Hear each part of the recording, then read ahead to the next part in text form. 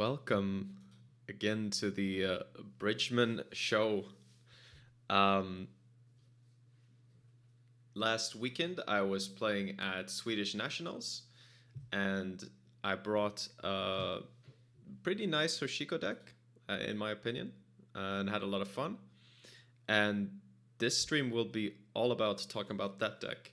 Um, that the deck I'm gonna be talking about originates from a deck that I actually played on my first stream when coming into the meta, basically completely fresh after a long break. Uh, which and this is the list called Hungry for Cards, and it's a Hoshiko that tries to play Maw, and we got plenty of influence to play with after Endurance was banned, so um, that was used on Bravado and Boomerang to replace the early breaking ability of the boat a little bit. There's also a niceness with Boomerang late game with Hoshiko that if you run out of deck, you can always keep shuffling back the Boomerang and installing it using the Paladin credits. So you can sort of break things for free. You just pay the click to install the Boomerang. You get the card with Hoshiko. And you get very nice breaking ability and also the early game capability of getting into basically any server, which pairs really well with Bravado. And the general deck is pretty typical Reg Anarch with lots of good cards like Moshing and Steelskin for great draw. Because we are Hoshiko, we can also play Dreamnet, which helps with draw as well, but also the fact that we can apply pressure and be drawing cards at the same time is really great. And Hoshiko, of course, gives us card draw herself if she's on the flipped side. So that's awesome. And also Anarch has a lot of great economic tools like Fermenter.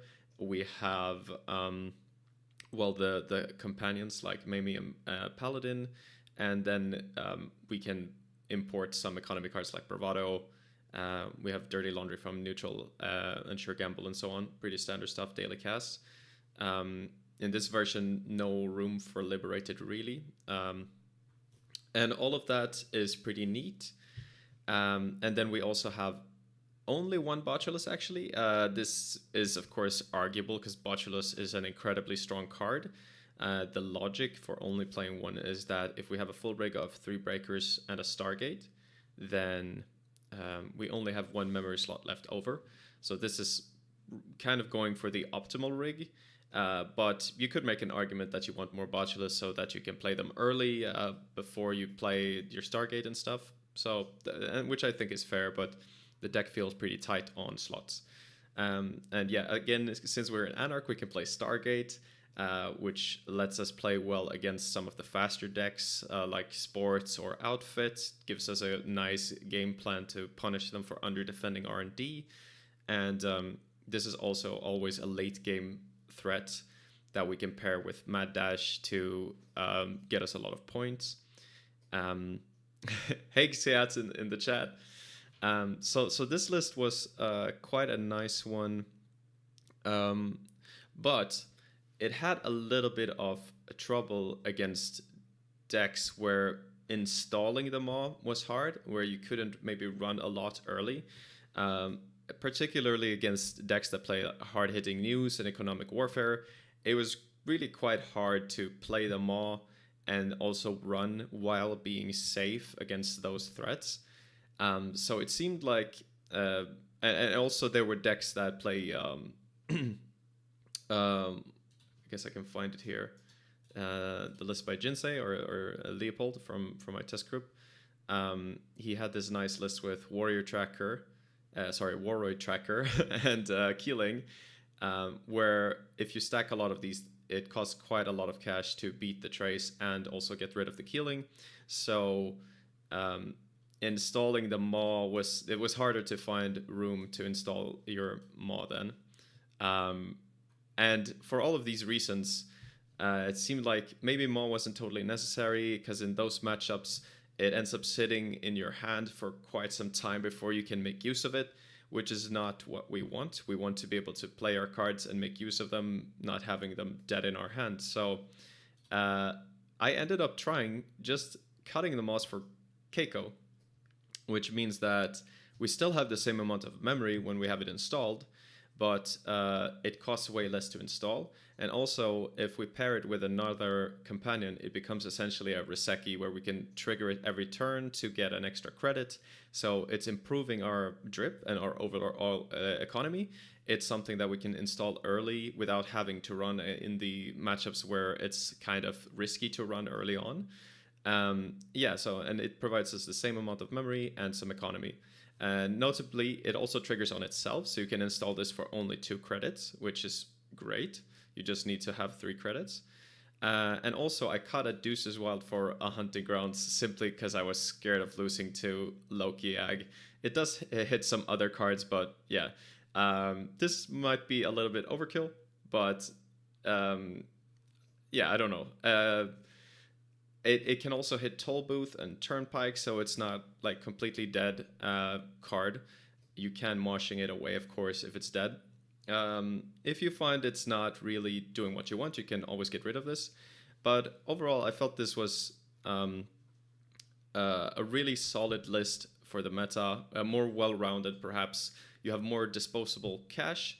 You still have kind of a very nice late-game board state, where you can have extra draw with Dreamnet, you can have Fenris to recycle events, and you can have a Mamie that you then use to pay for those events to get even more cash. And then if you also have Keiko on the board, that gives you even more money.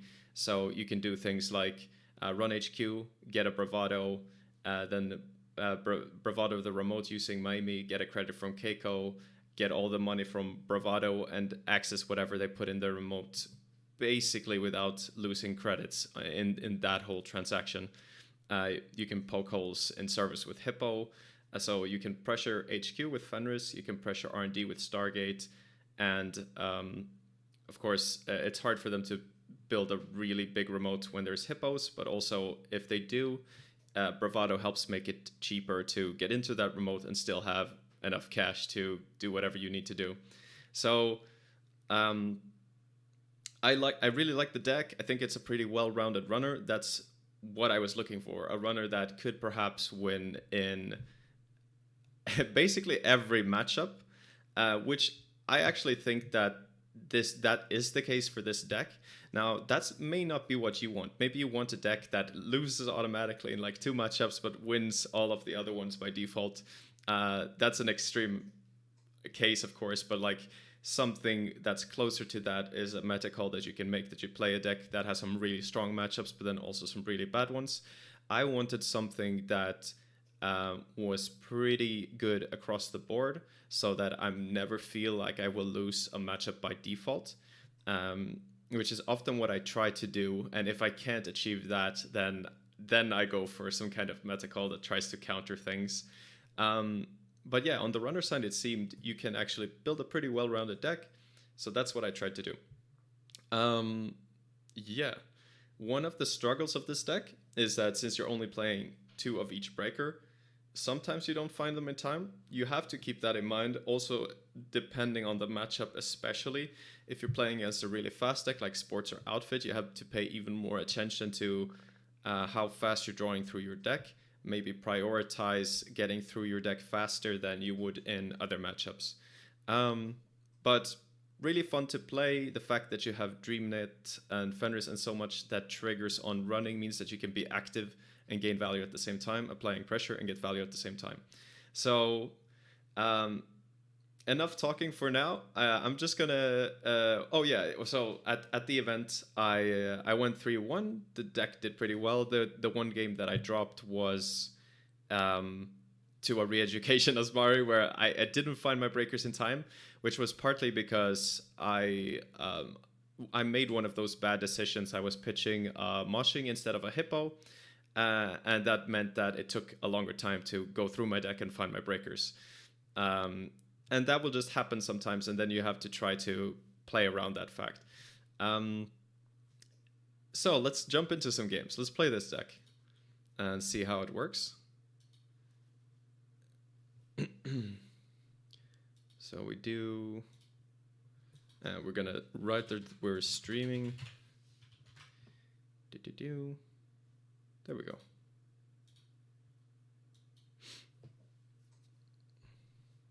And also, I'm very happy with my pun here because there was, of course, the boat Hoshiko was initially posted as Hoshipko, so Companionshipko is the name of this one.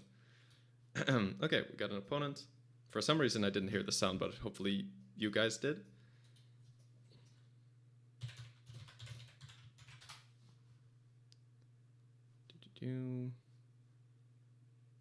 Yeah, wonder what kind of PE this is. Because this hand could be good with moshing in some targets and drip.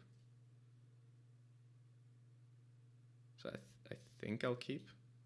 Sure, gamble is nice. Hey there, Demian. Tiziat, how was the Nationals in general? What corp did you bring?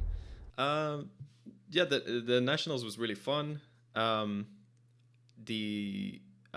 didn't do as well as I was hoping, in part because my corp was kind of slow. So even if you play it fast, sometimes you end up going on time, and that can be very detrimental. I had the same problem in UK Nest. I was bringing basically a list very similar to the Worlds list I played and what I played at UK Nets called Cornered Animal. So a PEE list that's very grindy. And I'm planning on talking about that list on my next week's stream, I think, which will be fun, I think. Oh, now I'm not even talking through my lines. Might just die here. Well, no, I don't think I will. I could. This could be like Reaper function. So that was kind of a risky play by me. But there you go. That's what happens when you're talking and playing at the same time, right? So let's see. Okay, Rashida. So we should be safe. So typically, if they protect the remote, well, I guess it doesn't really give away anything so far. It could be any of the three, or in my opinion, three popular PE decks. So one of those is Cornered Animal, the other one is Asset PE, and then there is, what am I trying to say? The other one is the Jinsei's list. Paladin, there we go. Yeah, so this is looking so far like, well, it could still be the Asset PE. So I don't really want to access an agenda right now, I don't think. So I'm gonna run archives. And we install Paladin instead of drawing, because if healing is rest, we don't lose any cards.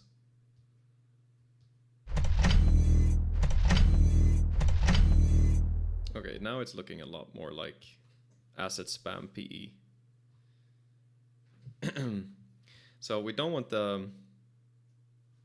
Oh, game sound is a bit loud, okay. Let me know if this is better.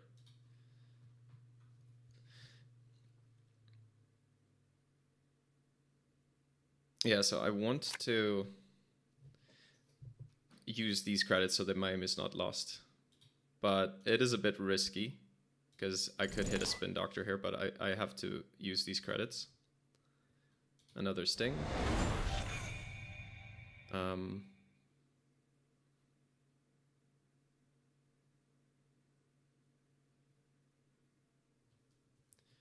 Do we draw again?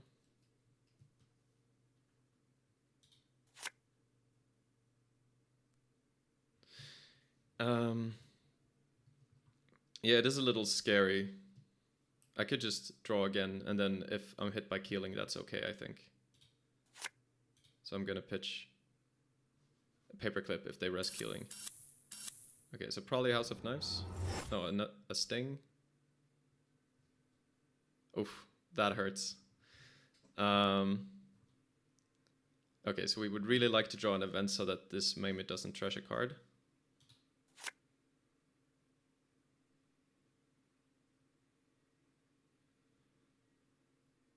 So we could Laundry HQ, get a card with Dreamnet.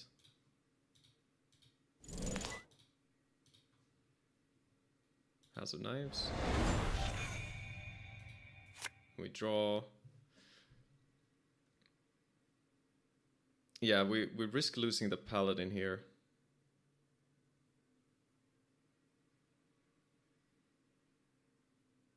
How greedy can we be? Hey there, Harald. Good to see you.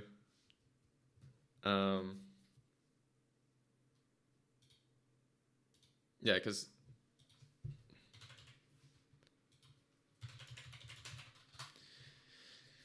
so we can install the Daily Gas to save the Poemu.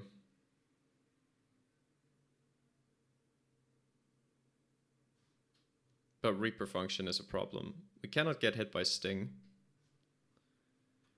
Reaper function into Blood in the Water is a potential issue. I guess we could trash Dreamnet with Paladin and then just install Dreamnet again next turn to avoid these risks. I guess that's what I will do. It's not perfect by any means, but I want to keep the Paladin on the board. Okay, House of Knives is scored. And we lose the Dreamnet. Oh, that's bad.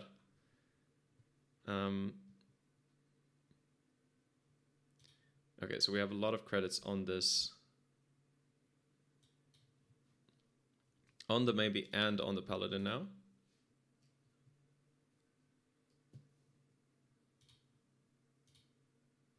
There's not enough money to res an Anansi, which is nice.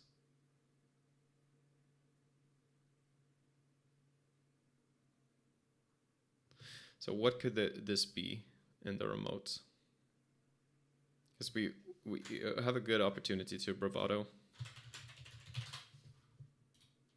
And we have Orchestra and MK Ultra, and oftentimes these lists don't run barriers at all.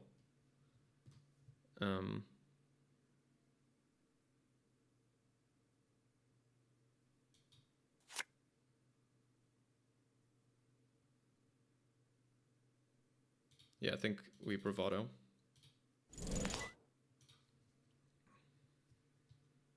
And we have some clicks left over to install what we need to. Focus Sacred for some damage.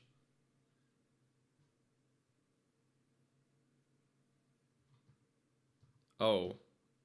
Am I just dying to snare? No, okay, good. Thank God. So we can trash the Hokusai. It's Obokata. Yeah, I guess that was slightly risky there. But we know there's an Obo now.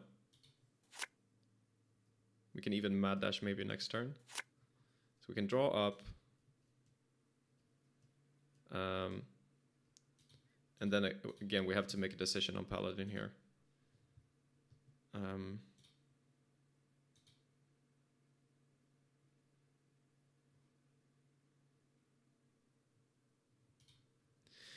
Yeah, it's really hard to keep the Paladin alive now. Especially if we want to steal an Obo next turn.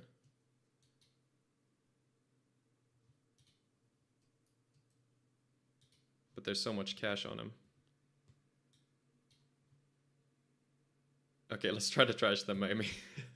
I want to keep the Paladin if I can. We don't have to go for the Obo next turn. We can just install some stuff and then go for the Obo, I think. Like Boomerang Hippo, we keep the Paladin. So we keep all of our money. So install credit, okay. So we can take the time now to flip back, perhaps. Draw. So we can Boomerang here. And Hippo. And we flip back.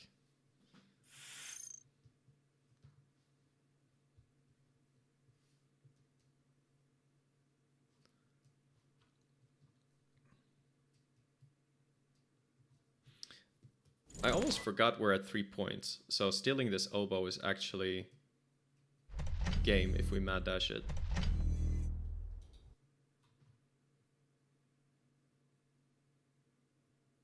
So I think if I click for 3 cards,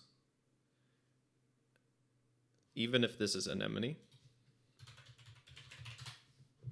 so if I take 3 cards, I'm at 7.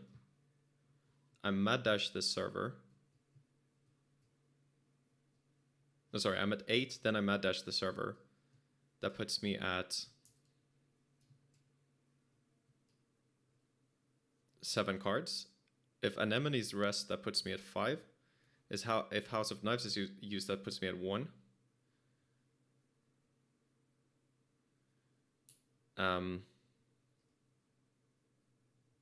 No, 4. I mean, it puts me at 4, which then I can still steal an oboe. But if there's a Hokusai, then I cannot steal it. But I can still steal it if it's if the steel skin is hit. So I'm gonna try.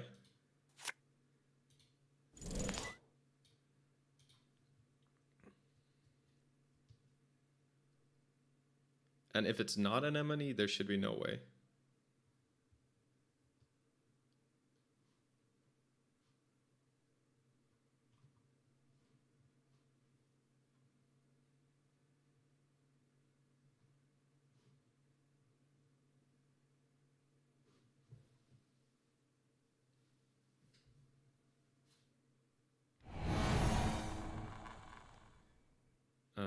So we get MK Ultra. We can break 1, 2. And we can trash the Anansi. I think this is just game.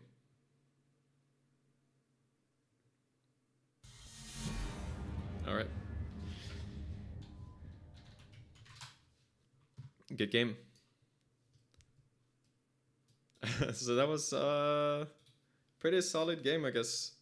Kind of risky to put the oboe in the remote. I'm gonna do a really short break and be right back.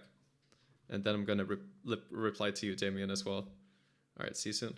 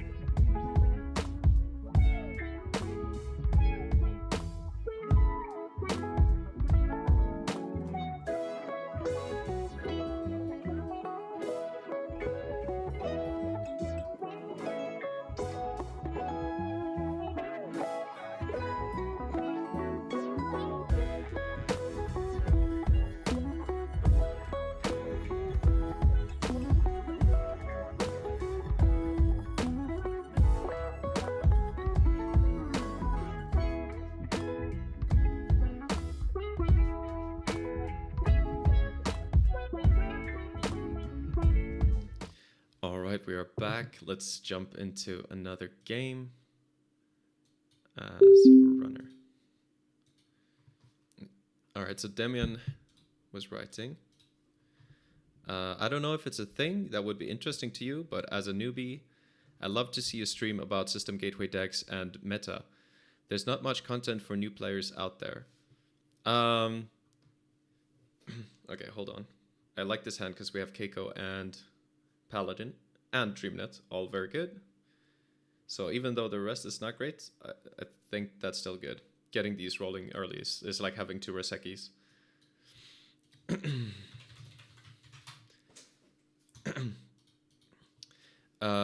Yeah, so I it could be something I do at some point. The channel isn't really focused on experience newbie style content.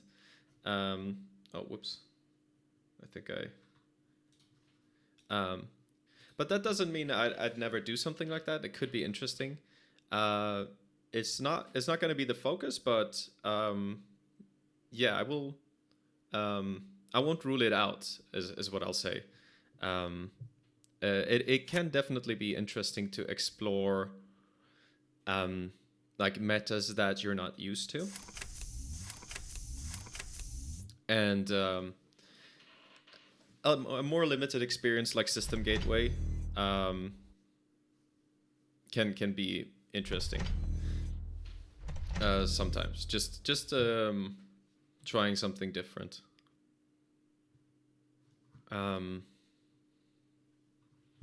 Okay. So now I have to think. We got.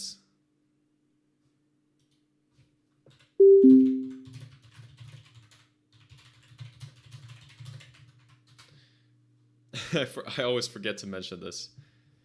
Okay, so we don't want to go aggro against Thule when we're this low on cash because we can't pay to not take the core.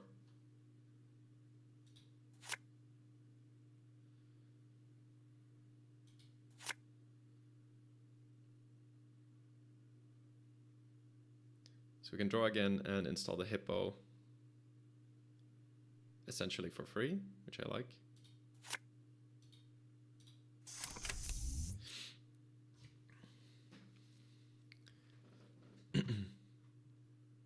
And soon we can play the gamble with Miami. So this start is really nice, even though it's we don't have a lot of cash yet, but we will soon because we have the full drip going already. This is like even better than Riseki because instead of using memory slots, we're actually gaining memory slots for this drip. Okay, card installed. I probably won't check that. So we need 2 more credits to be able to play Sure Gamble. So I could draw, click for 2, and play Sure Gamble. Checking that card right now seems a bit risky. So we're trying to trigger Keiko every turn.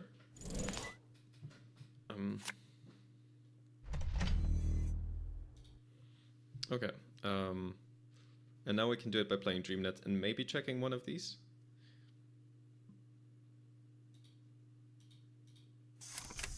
Which of course could just be Nightmare Archive, but we'll see what it is.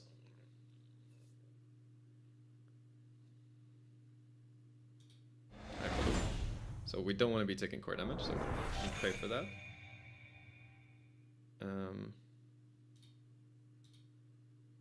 And I think we just want to dig for more tools. So we draw. I probably should have thought a little bit more about which breaker I'm pitching here. Like which one is most important against Thule. It might actually be Paperclip. Because they play a lot of... They play a lot of... I feel like they play Meridian always, which is a barrier. Okay, so I could try to get into this server. I want to use the Mamie credits, though.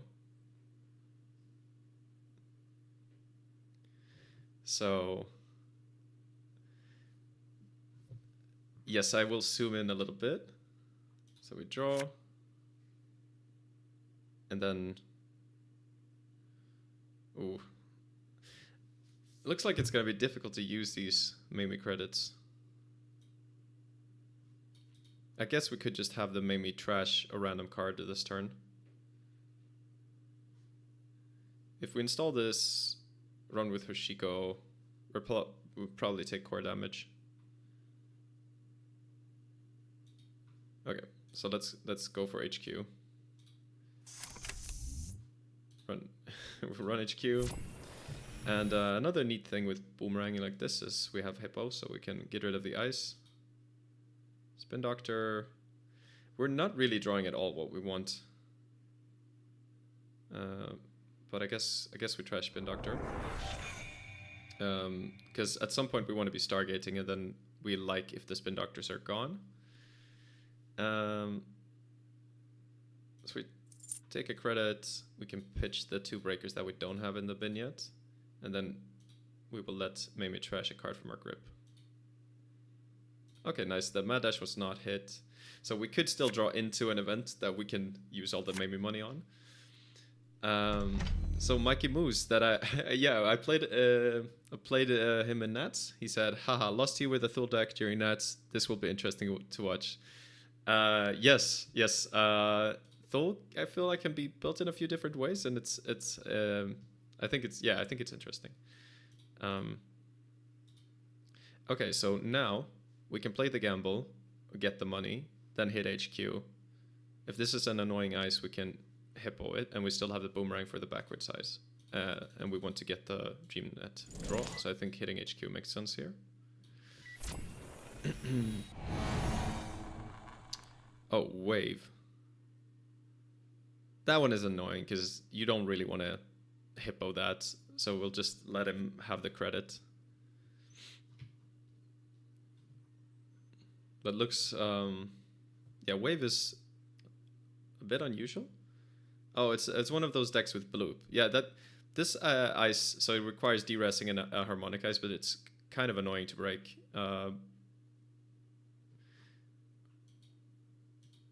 Although it's very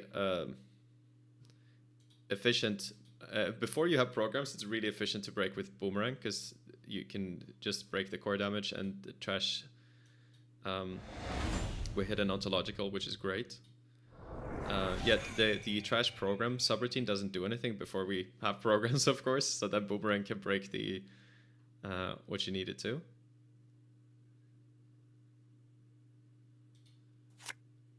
Ooh, Fenris. Okay, yeah, so Fenris, again, nice to hit HQ and recur events. So creates a lot of pressure on him to seal up HQ more.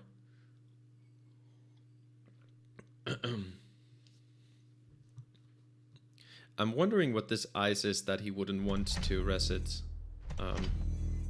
Okay, now there's a lot of ice on HQ. So much so that I don't even know if we should be going for Steve, because it's going to be quite hard to get Steve value here. What are the other ones you can get? You can get Loss, you can get Sable, and you can get... what's the other one you can get? Smoke? Maybe Loss would actually be good here. Gaining 2 credits every time he rests an ice. That doesn't seem that bad. It would be so unusual, but I think here it might actually make sense. But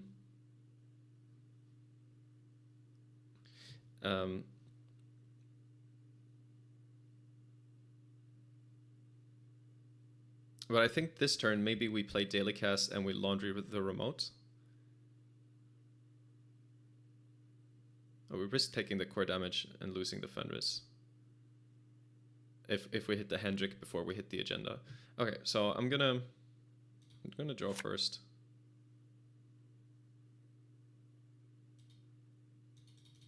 And I will do the unusual play and make this... Oh, it still has Cabonessa, but Cabonessa is banned, so you can't actually pick Cabonessa.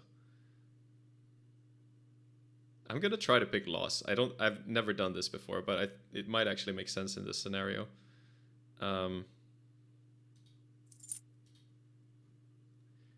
Because if like four ice are rest while he's on the board, it's worth it.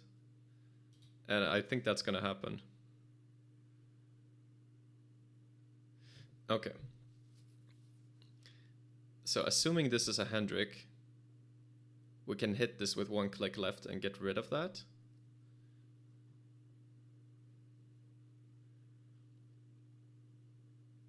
And we're looking for Stargate now. That's how we pressure now. So Fermenter is good, and then we can Bravado server 1 with 1 click left. And this we can break with Paperclip. And I don't think we need to hippo this. Maybe we should.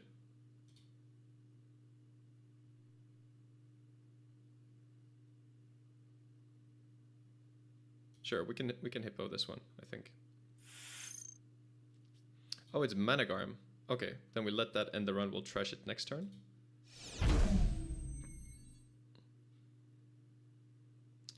And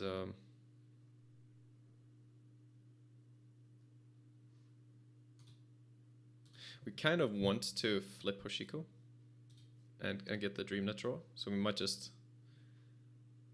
run something here. It's a bit risky. If server 2 is actually a Nightmare Archive, it's very unnecessary. Or if it's an agenda, we take core damage. So I think we just chill for now.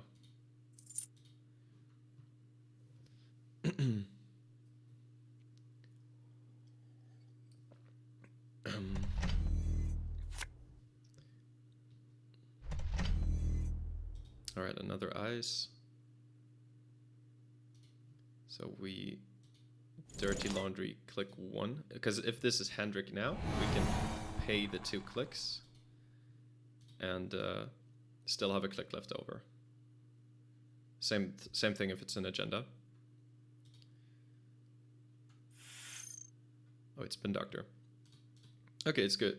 I was gonna say we got rid of 2 Spin Doctors, but really only one is removed from the game because one is shuffled back. Okay, so we can trash this. And loss is triggered twice. Okay, 2 more triggers and he's like better than a sure gamble. So I think we draw again just to try to find the Stargate. And we can pitch DreamNet.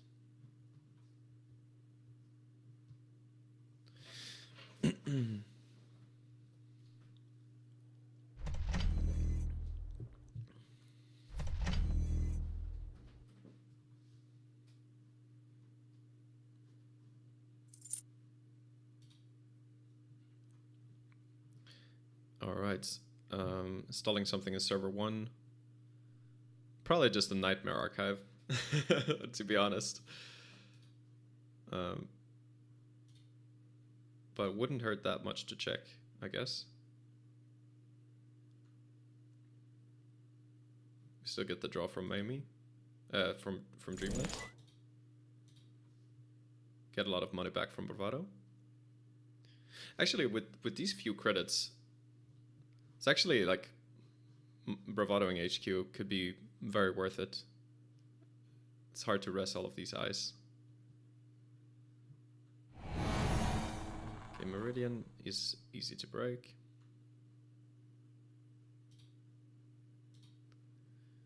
And get through the Hagen. Okay, it's just an agenda. So we don't want to take the core.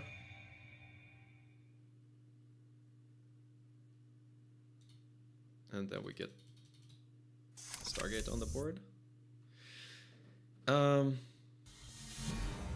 Okay, he just concedes. Yeah, it's a bad position for him. Makes sense. Yeah, so far the deck is doing what it does. It's just very generically strong. A lot of value. And we're gonna jump into another game.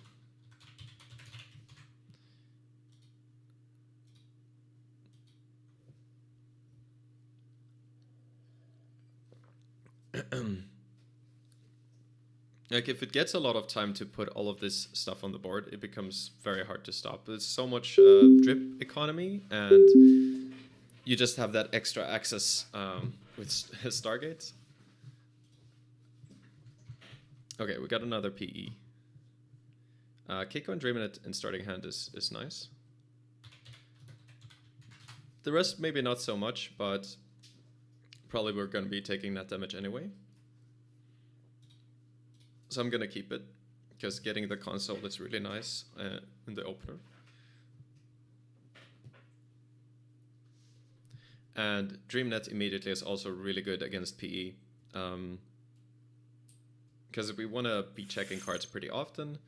And of course, it's way easier to be active without being scared of dying if you get an extra card on your first run.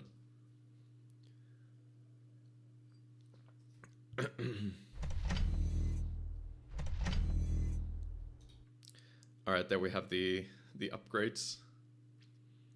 So Keiko, Dreamnet. Check this.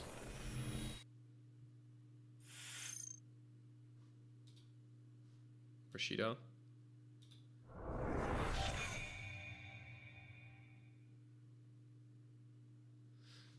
That's unfortunate. We can't trash the Rashida, but it's okay. Not the end of the world.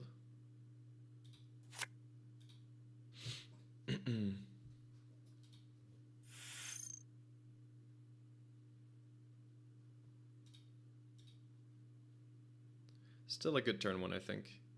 Maybe the play is credit first, in case it's a Rashida. Because we have Steel Skin if it's a Sting or something.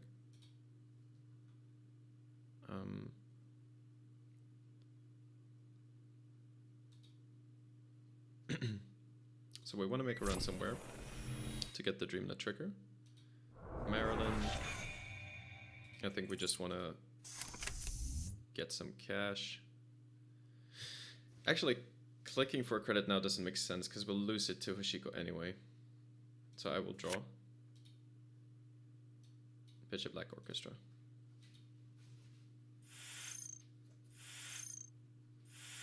Okay, so this is definitely the asset spam PE. Playing 2 Marylands. And I guess a problem with our opener is we didn't get a lot of burst economy, so it's hard to deny these Maryland campaigns. Like, yeah, it's really good in every other sense. But yeah, not being able to trash this is bad.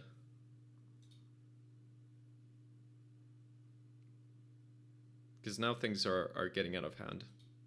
But I'm gonna run a Merlin to get the Dreamnet trigger. And we don't trash it because we need to be able to play this sure gamble. And then we can pitch an MK Ultra.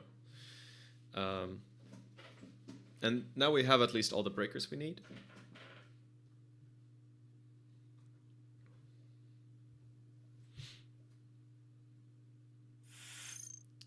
And we would really love something to pair this Keiko with.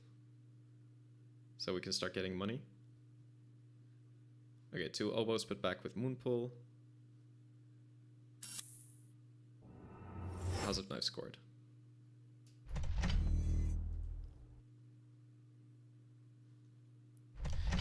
So if it's the list from before, then this is Hokusai and Pricek.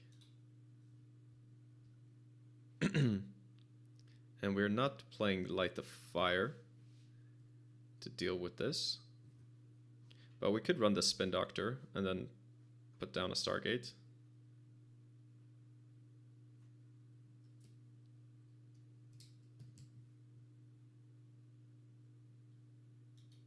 Could be a plan.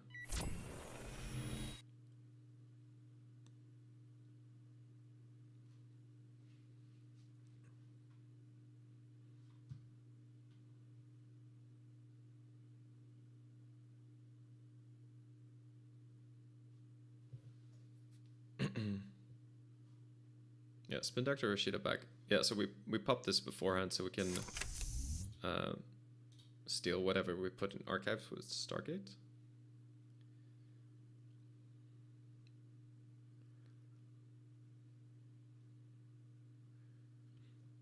Unless it's an oboe, because there's House of Knives. So we can't really steal that. What's up, Jai? How you doing? Rashida staying Keeling. We don't like to see Keeling, especially because we don't really want to be running this server. So I gotta think about this one.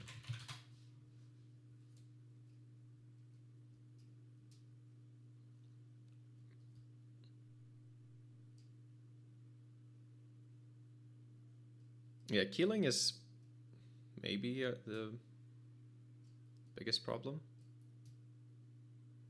So let's get rid of keeling.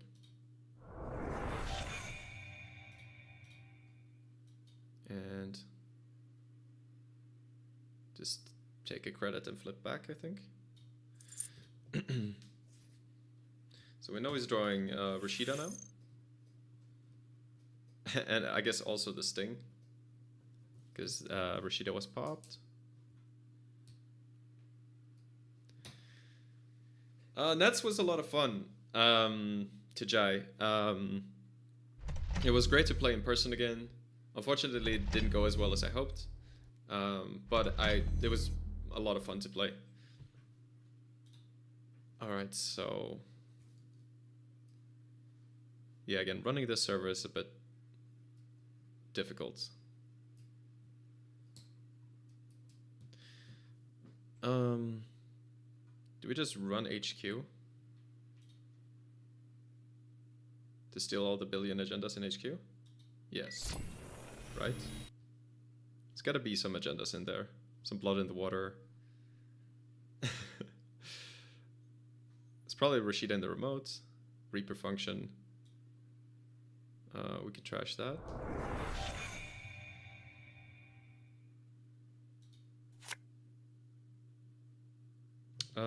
Yeah, I guess we want to get a Steve on the board.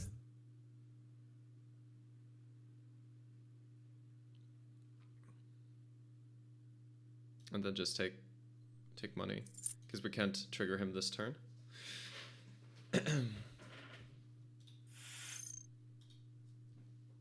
So infinite cards, or near infinite cards with Steve against these decks is really good.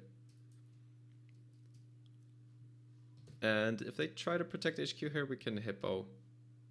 Although if it's double ice and they play lots of cheap ice, it might not even be worth it.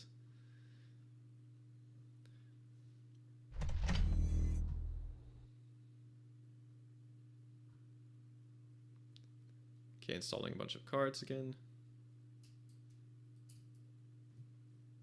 I wonder if this is a different list, because it seems to be very, very low on ice. So it could be that this is a version of the S-Spam PE, but with a lot less ice. Or they just didn't draw a lot of ice. Let me get some water.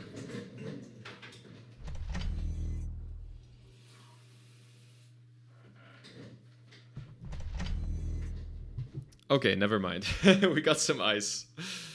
But...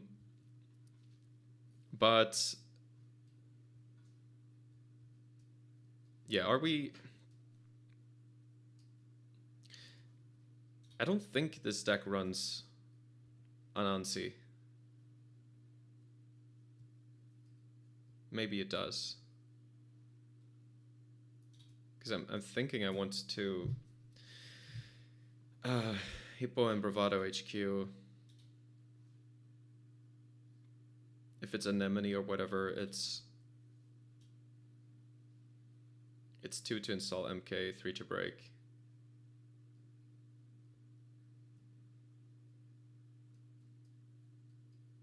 Yeah, not perfect.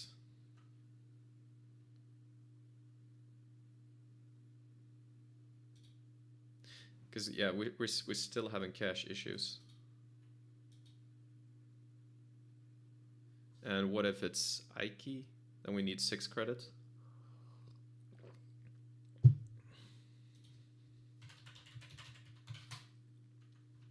So, Hippo and Bravado, that's 5.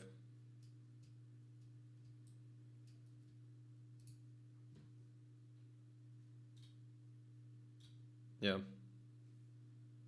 It's a problem.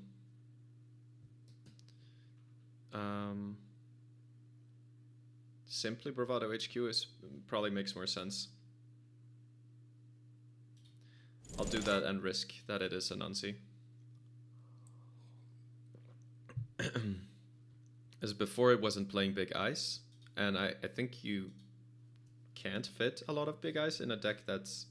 well, it should be very low on economy, but this game it wasn't, because the Marylands were able to tick down.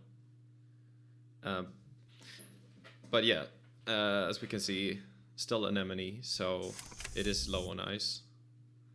So we just break this and get the triggers.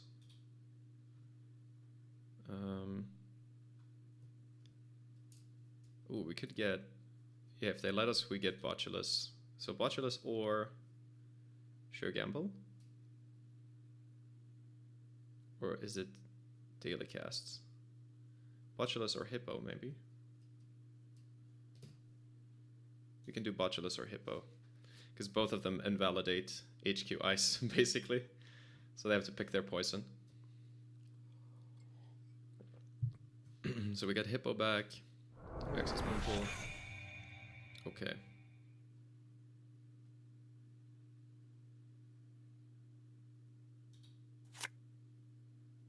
Hippo. So I guess we just install Hippo and take a credit. Can't do a lot else this turn. Okay, they're resing Keeling, so I have to pitch an extra card.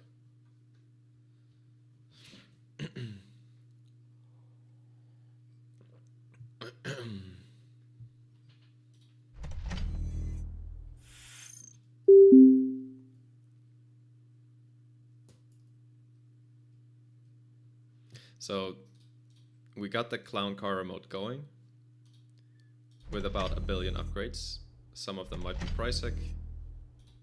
We didn't get our economy rolling in time. So I think we're about to lose this game. We're at 3 hand size.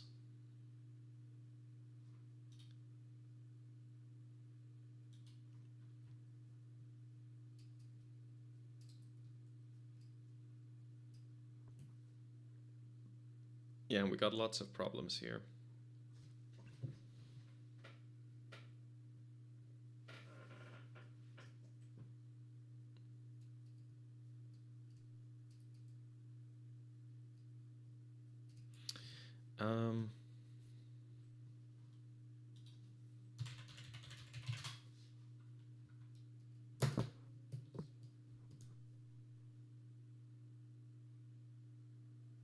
But I feel like we have to get this killing.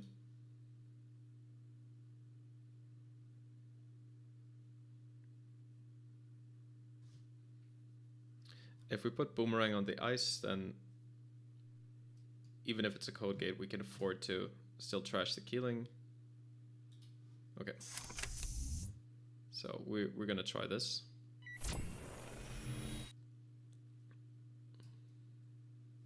We can take a tag and still survive. Okay, so it is Diviner. So we can Hippo this.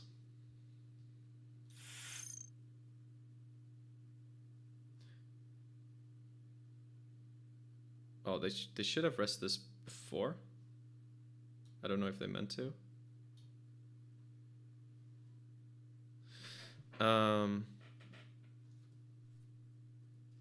Okay, so the Keiko was trashed. Probably this is a Pricek.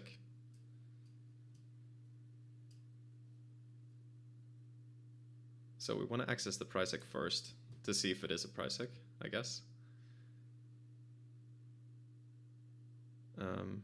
We're not gonna afford to trash the Warroid.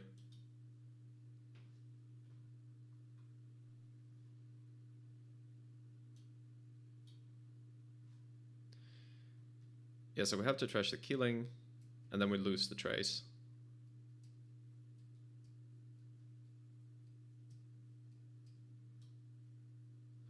Yeah, a Light the Fire to J. Mary would be... that would be amazing.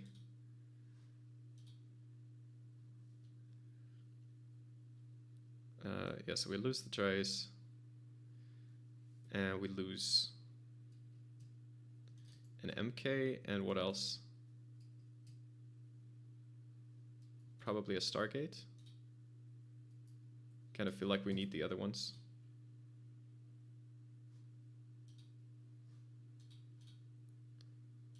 Okay.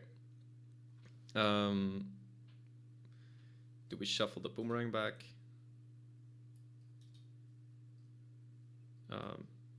Sure. and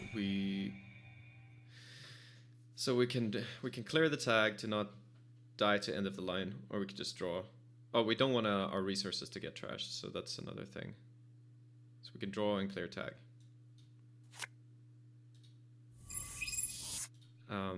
Yeah, so an issue is that we didn't see any other companions, and so we never got the drip rolling. That happens sometimes. Okay, another House of Knives.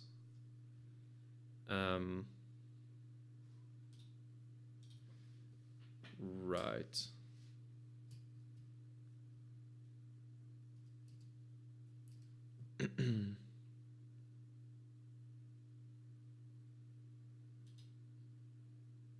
Yeah, I think I'll run Archive second moshing for something. Although House of Knives could be used, but I don't think this is the right time to use them.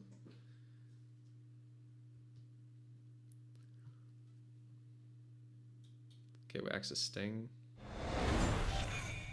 Okay, so now we have something to install and trigger Keiko. So that's a start. So we can draw, install Paladin, take a credit, and then I guess next turn we can play Fermenter if we get the time to do it. I'm probably gonna shuffle back the Keelings. Yep.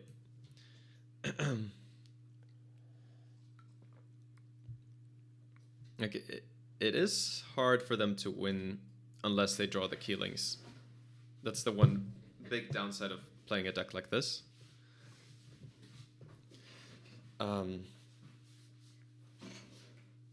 But yeah, we're gonna need a lot of cash to not get completely taxed out here.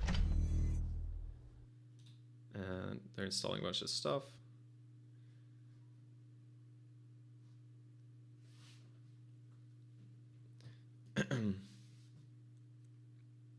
So we want to get the fermenter down.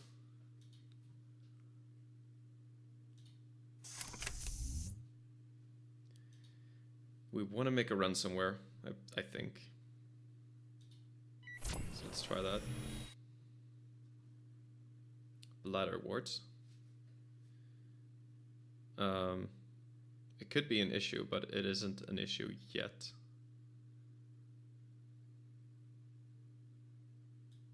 I'm gonna let that stay for now.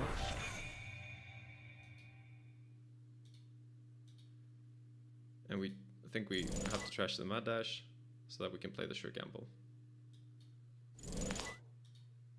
And yeah, we at least have some money now. Okay, we got double bladder wards.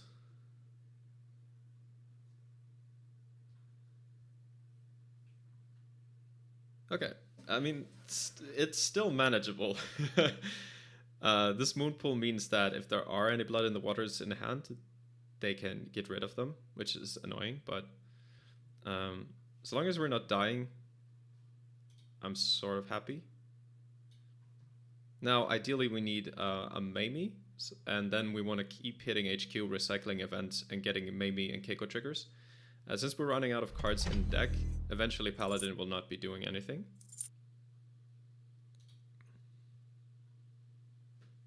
Okay, so now we can laundry a bladder ward.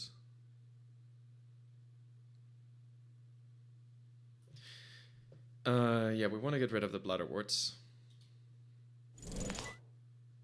Oh, whoops. Have to undo click. I cannot take money from Paladin right now.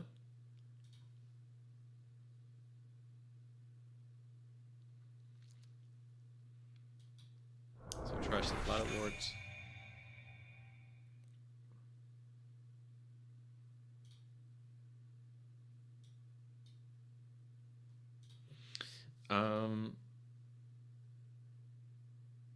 Yeah, it could be a good time to hit HQ also, but maybe we'll wait one more turn. So take money, run this.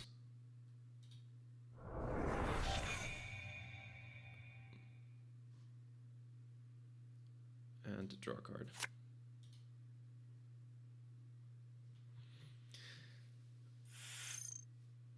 Okay, Reaper function, but that's really expensive. They're down to 3 credits, so we can start hitting HQ. We can force maybe the Moonpool pop, and then start hitting HQ, get cards back with Fenris, and maybe we're not in that bad of a position. Again, we're hurting a bit from not having the Mamie.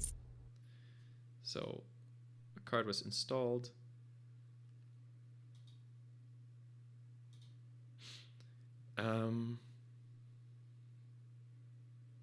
So they're trying to just grind us down, I guess.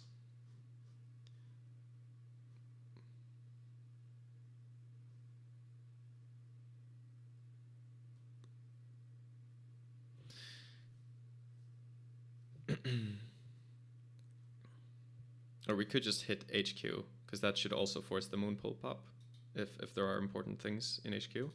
So if we take 2 damage, we still have 2 more cards.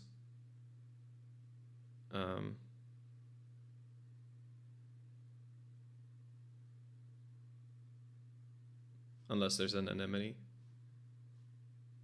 But if there's an anemone, there's not enough money to trigger snare. So I think we can go for this.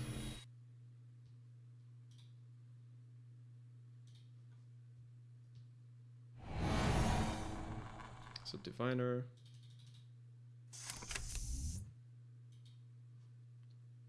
Well, would this end the run? If you treasure card, that is an odd number. Yeah, we have 2 of those. We kind of want to get in here.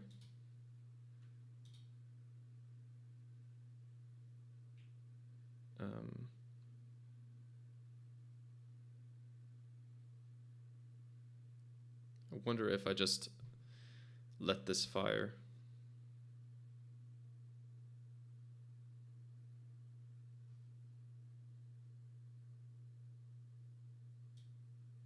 I think so. I don't want to go that low on cash. Snare cannot be triggered again. So we get to choose 2 cards, and I want to get these hippos back so we can soften HQ. Blood in the water, there we go.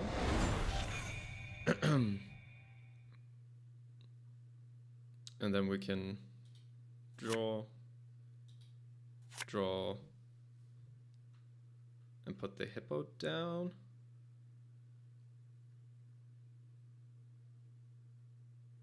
Or we just draw again.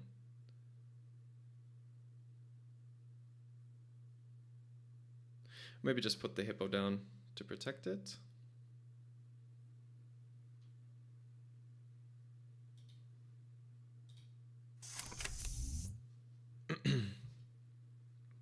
Not sure it makes total sense, but yeah, this is not impossible at all. They don't even have the cash to res Keeling. Okay, a card in server 11.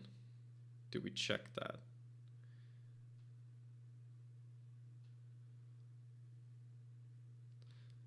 I'm not sure if these decks... I don't think they normally run Mavericks, but could still be a good idea to pop the Fermenter now.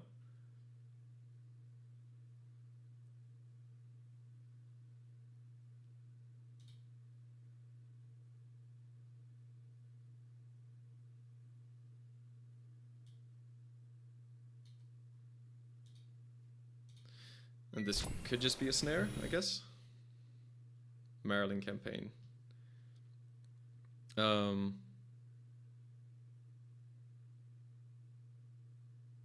Maryland, I guess we just trash it.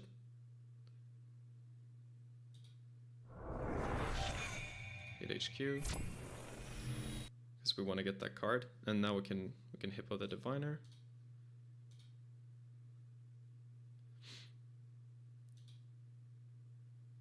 And we can install the MK and get the Keiko money for it.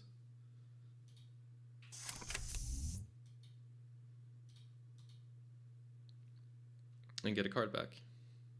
Most importantly.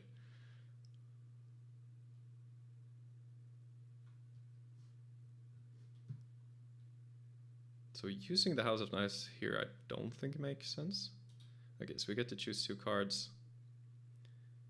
At this point, maybe it is Bravado.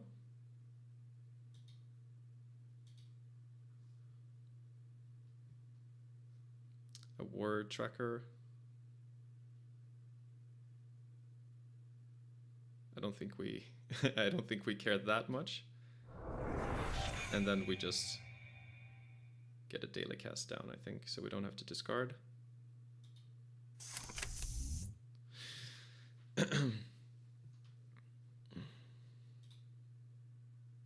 So all the hippos are gone, but it's only 3 to get into HQ.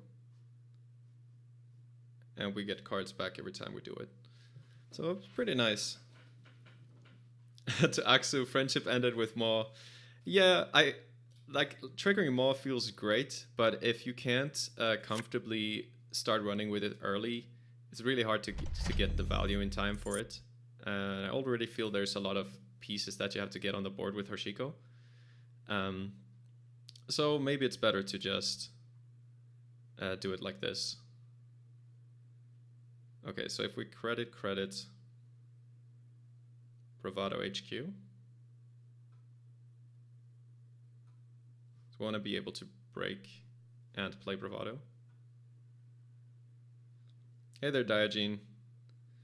So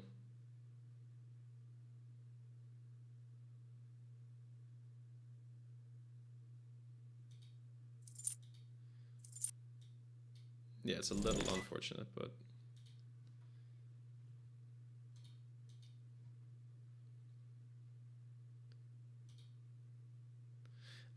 and this could be the time to get the Stargate.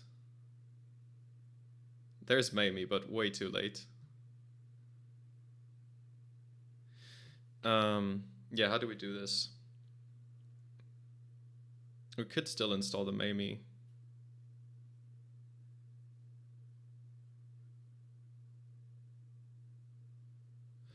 Try to get value. Can get the gambles maybe for Mamie.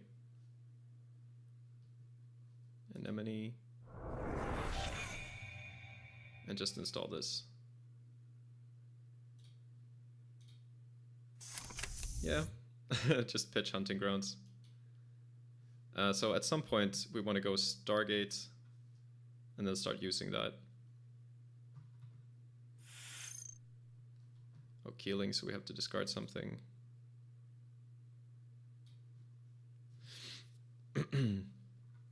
Yeah, now it's trouble.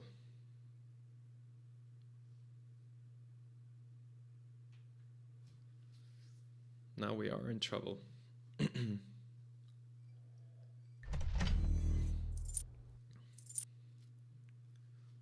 So Moonpool can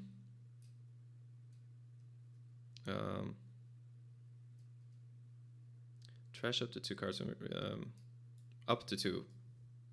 Yeah. You don't have to trash 2.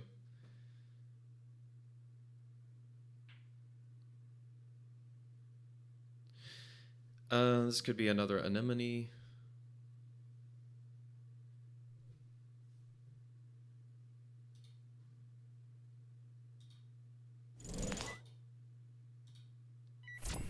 So we go for this.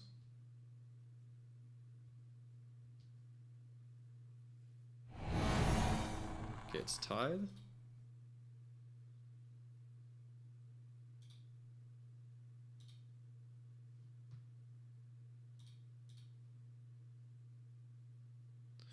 Yeah, this is not a good position.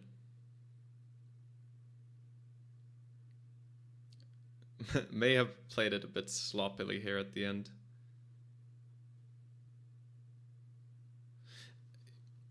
We got all of our pieces in like the wrong order, finding the Mamie and the Paladin very late. It's very sad when it happens. Okay, so Moonpool being used before access.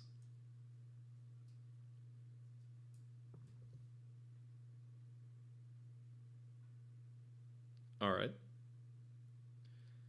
Blood in the water, shuffled back.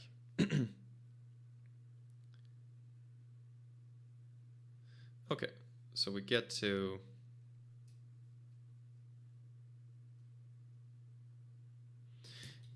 All right, so we get to choose two cards here with Steve, and we have to think.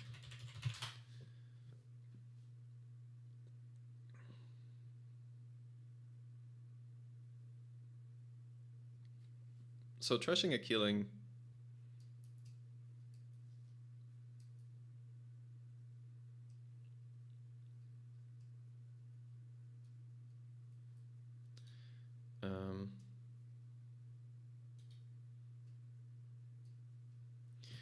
Yeah, so we could get bravados and then bravado the killing.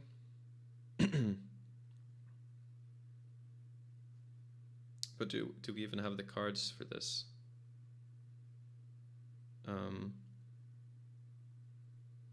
Lose 3 cards to the House of Knives, 1 to the Hokusai. Probably no.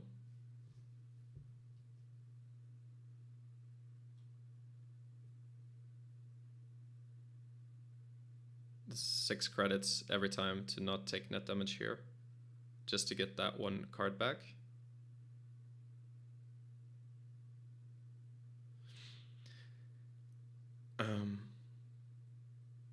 Yeah, spending cards here is not ideal. We sort of want to hit 2 Blood in the Water, so install Stargate, and hitting Stargate might be the best. I think this could be the best to try to get the Blood in the Waters. We hit a snare, but it can't be triggered, so we trash it. Install Stargate and hit Stargate. So we get through this.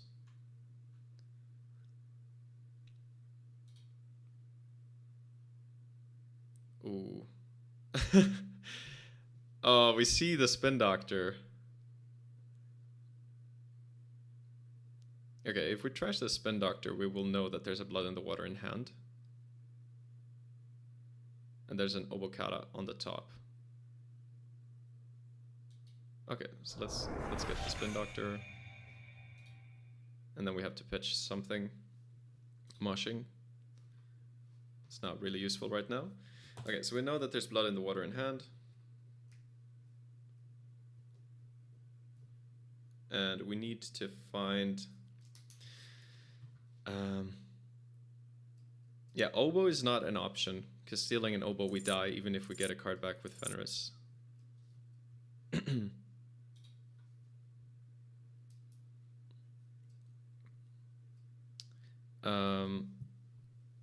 Okay, what are the outs? Running HQ again, 6 credits. I mean, we could take a damage somewhere. So we're going to take 3 here.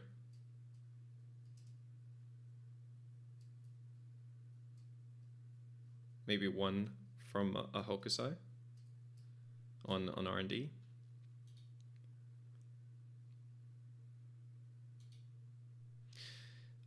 We know there's an Oboe on top of R&D. Is there some other play? Running HQ, trying to hit the Blood in the Water. So we pay 6. Get a card back.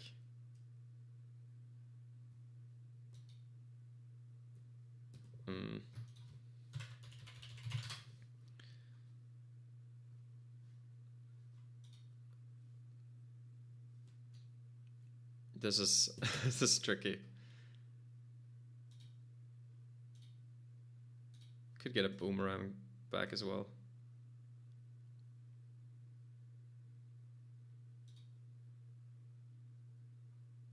Blood in the Water, boomerang.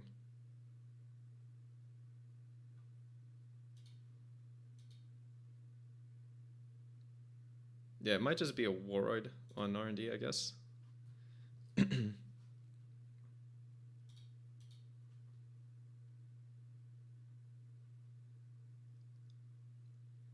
Problem is we're gonna have to discard a card. Okay, House of Knives was used though. So we no longer have to discard a card.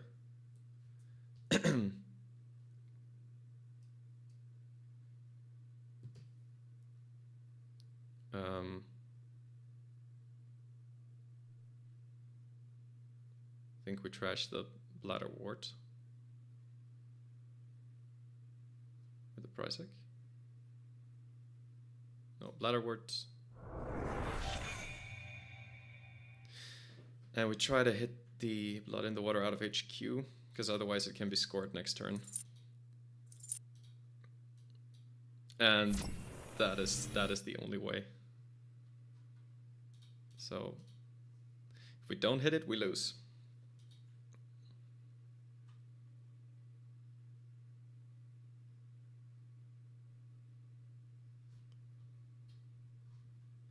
Yeah, it's true. Yeah, Prysic on R&D would also make a lot of sense at this point.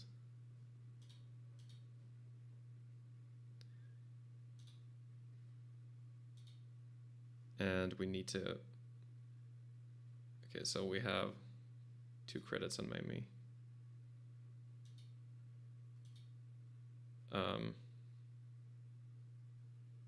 So what will this be? If we take Sure Gamble, we have 2 credits on Mamie.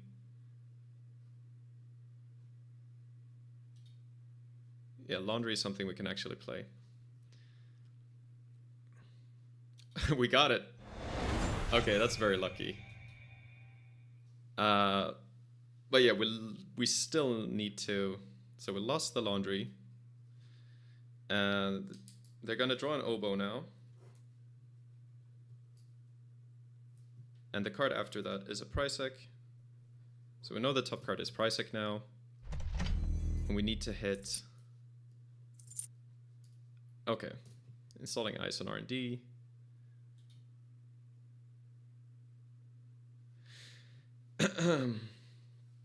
Okay, so how do we deal with this turn?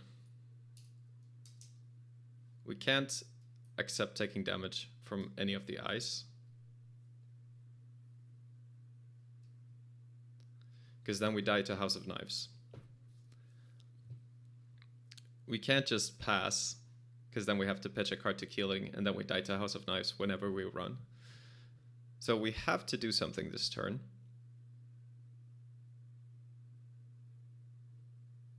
But we don't have the money to break all of the ice, right? So are we just losing? I think we're just losing.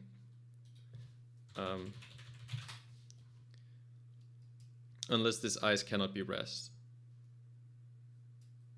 If this ice can be rest, and we have to break it, we don't have the cash. So we can click for 2, be at 4 credits.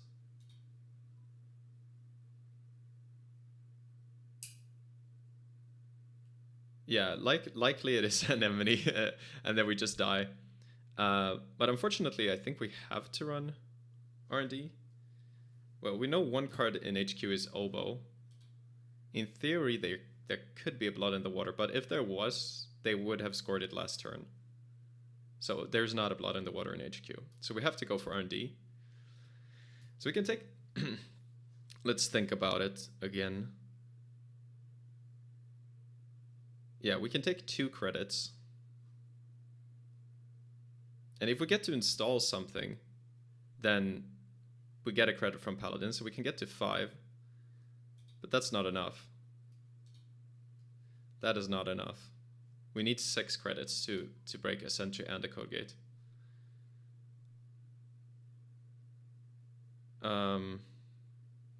Yeah, because DreamNet credits is something we get after accessing.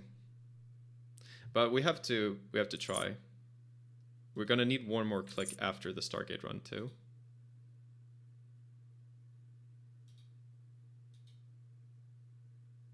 Yeah, have to go for it. All right. GG, well played by them. That was yeah, that was very unfortunate. Like the Keiko and DreamNet early again is really nice, but like if you don't get the companions or burst economy, you're kind of screwed. So yeah, I almost managed to pull it back because we ended up getting the tools, but we got them way too late. So that will just happen sometimes. It is what it is, you know. I'm gonna take a really short break, and we're gonna do more of the Hoshiko, and I'll also respond to some comments as well.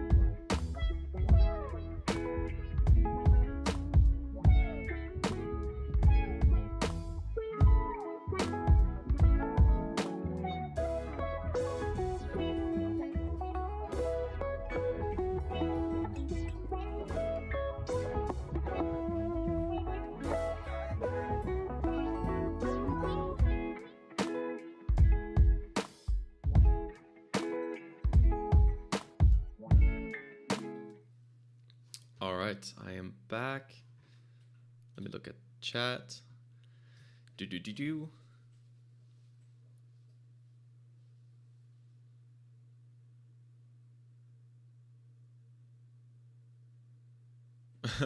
Late game there, inevitability of PE made the odds be in your favor from Diogen. So, yeah, it's true. Like, I guess if it really depends, because I mean, Anarchs,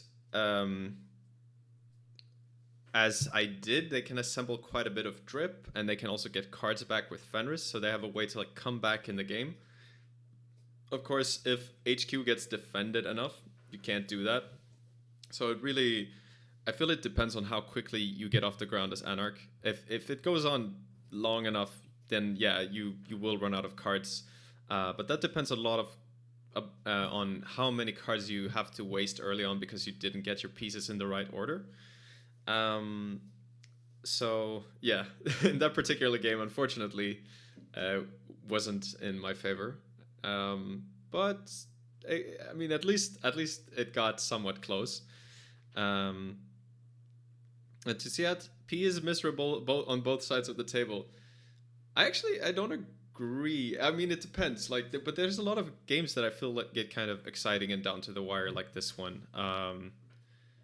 Even though it's grindy, but yeah, I don't know. Keeling is kind of a boring card, I would say, but P in itself doesn't have to be.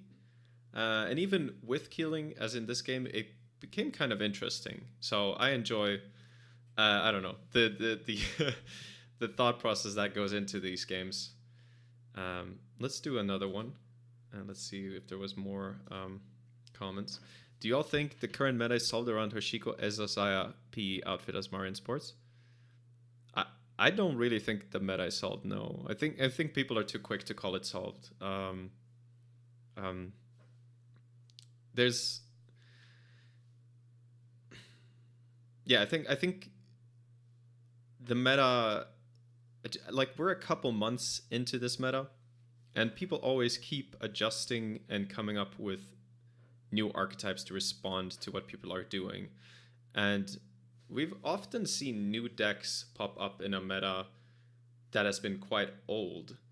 And I don't discount that that's a possibility now. So I don't think the meta is really solved. No, I think a meta is rarely solved.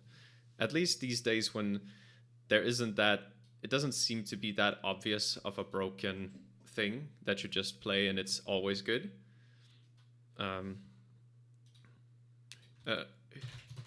So those are my thoughts. Like, for example, Shaper is probably underexplored. Whiteblade recently posted a list that, well, I don't know if it's good. I haven't really tried it, but it did well at this tournament. So, like, and people have been saying, like, Shaper is dead and all that stuff.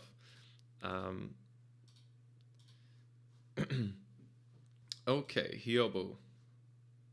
Probably we don't have to be scared to run early, so we can drop down our DreamNet and run. Yeah, we can get a daily cast going. Yeah, I kind of wanted to bring Shaper. I had a Shaper I sort of liked, similar to the one I was playing on stream, the lat with events and prepaids, but unfortunately there was some matchups that were kind of miserable, and sometimes it would be too clunky, so that one didn't really end up working out as well as I had hoped. Okay, so we got Hyobu, revealing Hippo from the grip.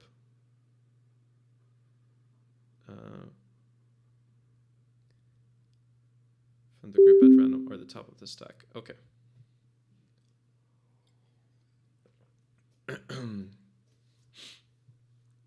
So we draw. Yeah, we can hit R&D and install the fermenter and daily cast to get those rolling. Flower Sermon, very good. Get more drip. We don't have any cash, so we really need to get some cash. So a problem with Boomerang against Jinteki decks is, of course, if they res an Anansi, the Boomerang doesn't break that on its own, and you still take the 3 net damage. But if it is an Anansi, it should be okay. So yeah, I guess we're reaching that point where there's a question if we if we go for that. It's probably still too early. I think we can still draw. Okay, so we're gonna install Hippo, click for credits, and pitch the orchestra so we flip backs. We're gonna have to go for that next turn. We have a little bit more cash, so we can Boomerang and Bravado on the same turn.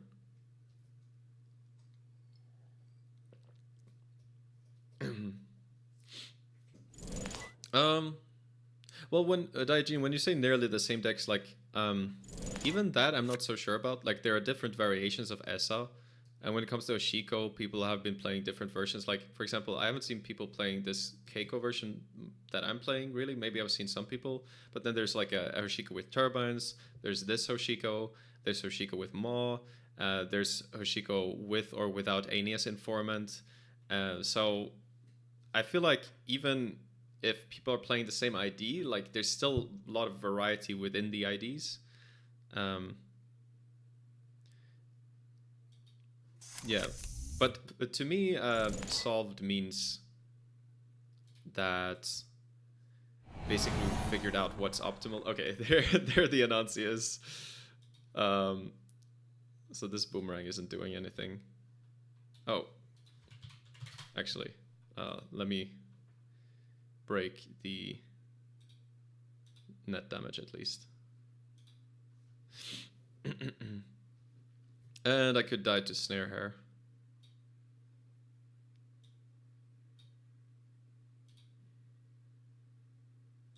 But I didn't.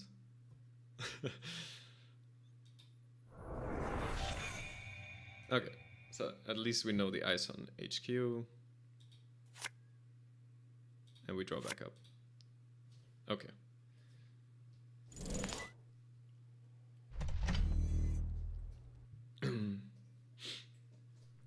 So the comments in the Whiteblade decklist are all about single-sided Swiss versus double-sided, which I found quite funny. Is what Jai is writing. Yeah, people keep debating this. I think one of the biggest arguments is that single-sided Swiss means that there are way fewer IDs. Because if you ID in single-sided Swiss, you would get just 1 point. And that means it would be very rare. And also you would get rid of 2 for ones. Which, I mean, I can I can see those arguments. But I think probably the best way... I think one of the best ways to get to minimize the amount of IDs would be to not have top cuts and just play Swiss.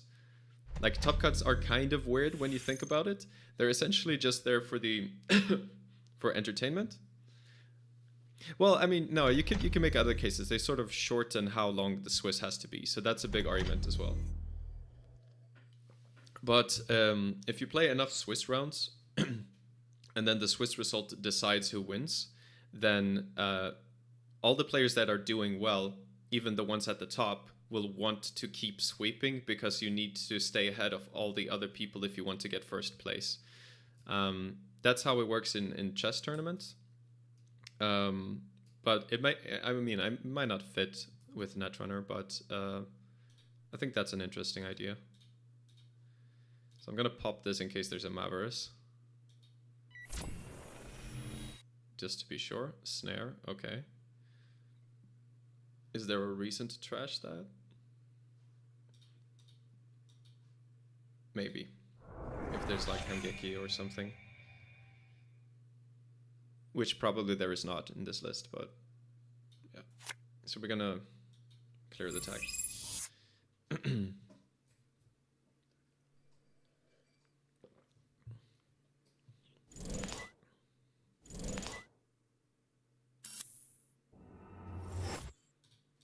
Oh, having to use 2 seamless just to get an oboe out is unfortunate. Now I'm running into the problem that you sometimes get with this deck, where you don't get your breakers, and then you just look very sad. So I'm gonna have to draw more cards to try to find them. So we install Keiko. Mamie and Fermenter.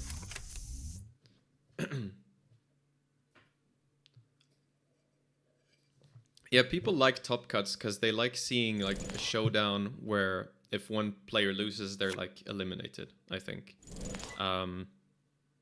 But you can get similar situations in Swiss where it's like, oh, if this guy sweeps here, then basically he's going to be out of contention. Although that happens way later, but... Okay, and... Not doing so hot this game because I'm just not finding breakers. Okay, so let's just... let's just trigger Keiko and be done with it. So maybe next turn we play Steelskin to try to dig for the breakers.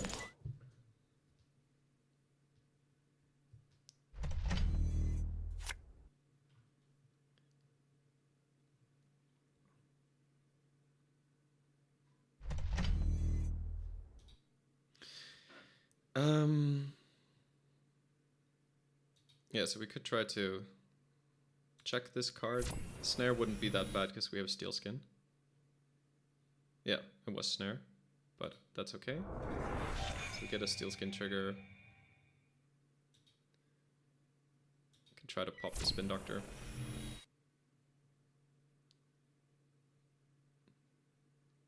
We have to clear, and we can trigger Keiko by installing the Hippo. Oh wait, did I already have a Hippo?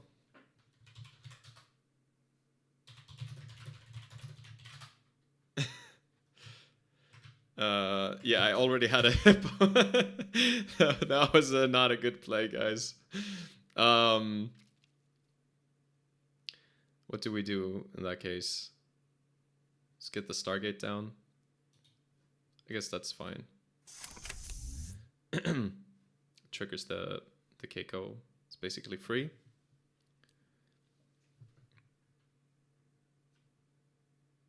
But yeah, I would argue that like yeah, I don't know. Maybe that kind of Swiss only works well when it's already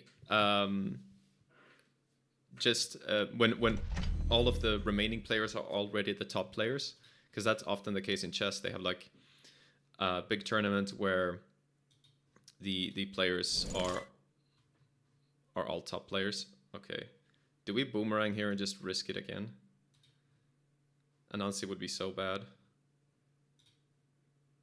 But I'm just not drawing breakers, so like, what am I gonna do? Just wait forever? No, let's risk it. Stargate. Okay, DNA tracker is not as bad. Just gonna let this fire. So Stargate does not trigger Hyobo because it has to be him that's revealing the card. Okay, Moonpool, Celebrity, Gift, Magnet. So let's get rid of the ice. And I guess we install the MK. No, just pitching the MK is just as good. Okay, so we just pitch the MK. Or we can actually moshing, of course, if we're gonna pitch it anyway. To get some cards down. I don't think this is a grinder deck, so we don't worry that much about losing cards. We just need enough to steal oboe. And of course we might hit snares, but yeah, I guess I'm talking too much because I'm not paying attention to what's revealed. We saw some really interesting Hyobo cards like Standard Procedure. Don't remember how that went. Okay, so Celebrity Gift. We got okay, so we got Attitude. Complete Image. Okay, that's interesting. So doing this with Hyobo is interesting, but it's near impossible to get a complete image kill. It was way easier in Chronos Protocol. With Hyobo, it's like you just with what was it? If they had 2 cards when you played Chronos Protocol, then you had 100% chance of killing.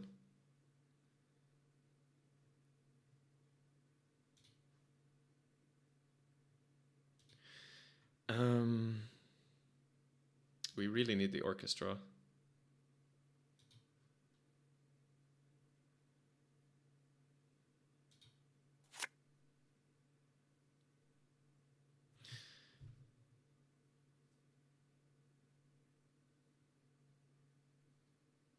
Like, really need the orchestra. There it is. And we can Stargate to finally hippo this.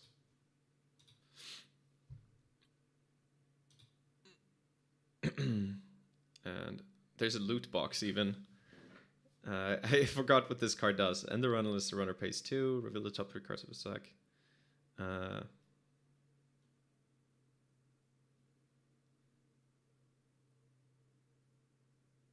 Okay. Well, we're gonna get rid of an enemy. And then we have to pitch. So MK and Dreamnet, I suppose. Oh, and Keiko. Well, we're almost out of cards now. Yeah, this happens more than I'd like it to. Whenever it happens, you feel like you want to be playing 3 of each breaker, which I feel should not make sense, but maybe that's the way to go. But yeah, with the boomerangs for the early accesses and stuff, I feel like dedicating 9 deck slots to breakers feels like a big concession.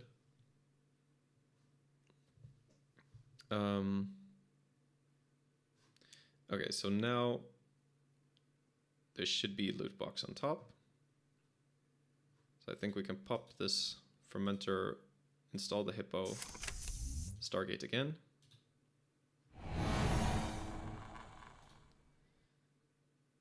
And, oh, it's a trap. So yeah, we just pay. And yeah, that's not the greatest ice. Ooh, viral and flower sermon. Well, if this is a spin doctor in server 5, that's kind of annoying. But if it isn't, we can trash this flower sermon and mad dash the viral.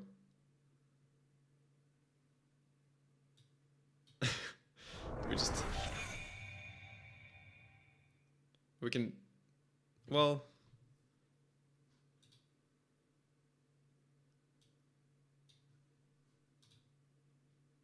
could just be an NGO as well.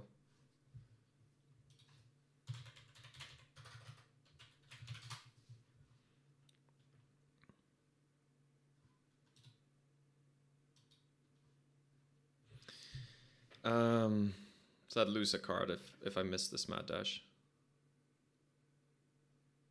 But I lose, yeah, I have to discard a card. I lose 2 cards, I guess, versus 1.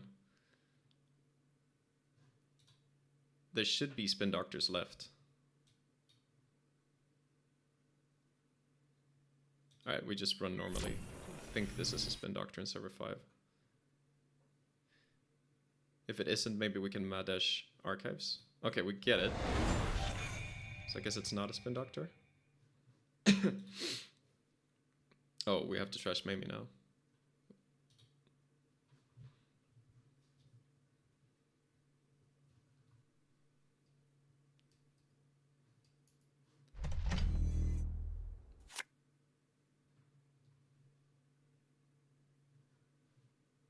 Yeah, always draw before install. Oh, attitude adjustment. I forgot about that. That's my bad. Okay. Do we still have Fenris? No, we lost Fenris. Okay, let's try to Stargate again. Yeah, I could be saving spin for the next turn, I guess.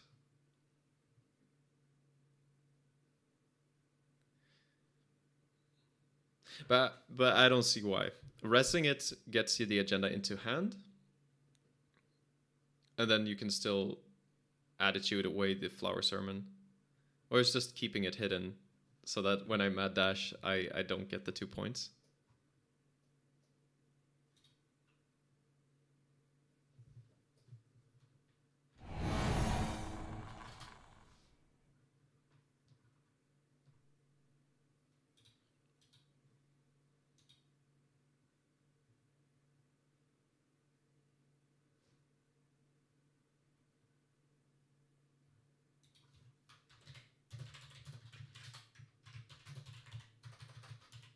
Second time today.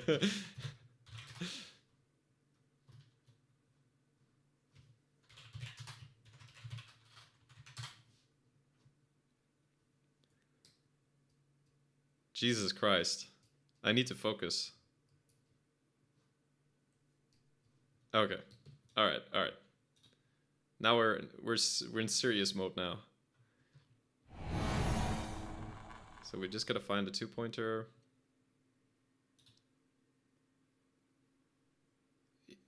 There it is. There's flower sermon. And we mad dash archives. And really hope that it didn't save a spin doctor. Lindsay, we break. Because I will actually deal a lot of damage to us.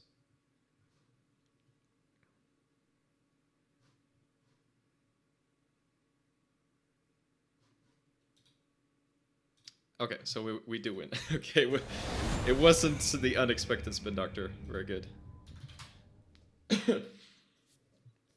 But yeah, against these decks, when you're running low on cards, you're kind of scared of hitting a snare and a random remote. So you kind of don't want to check for the spin doctor sometimes. All right, let me get some water.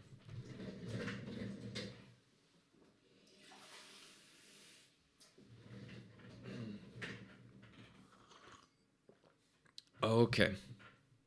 We got time for more games, so let's just keep going.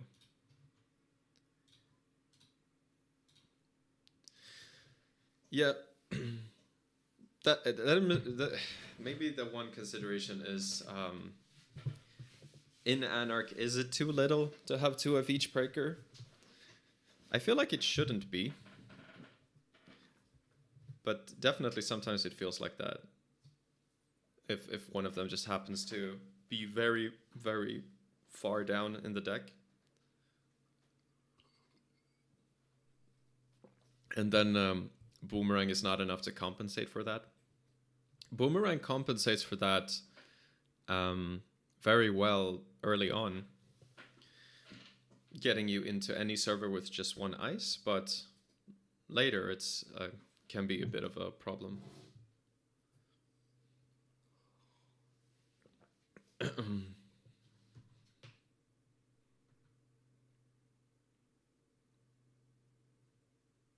Oh wait, I forgot to write that I'm streaming.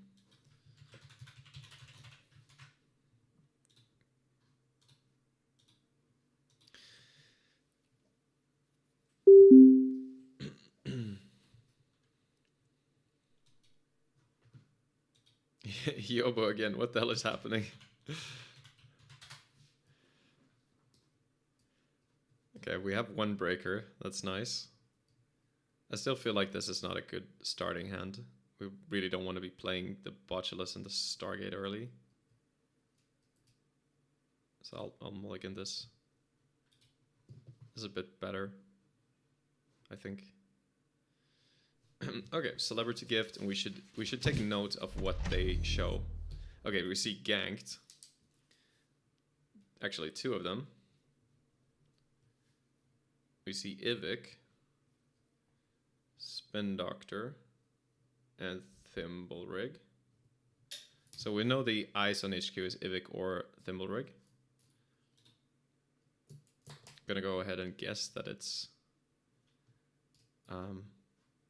probably Ivik.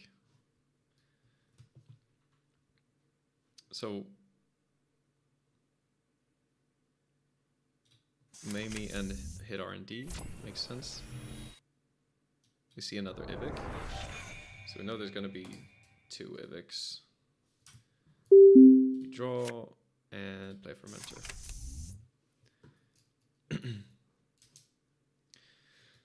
But that's good knowledge. So far we know that 2 of the eyes are barriers and we have a paperclip. It's kind of important to note. Although of course Spin Doctor was used now, so could have drawn into more eyes. Yeah, so here we want to flip back, so we just draw, and install the drip.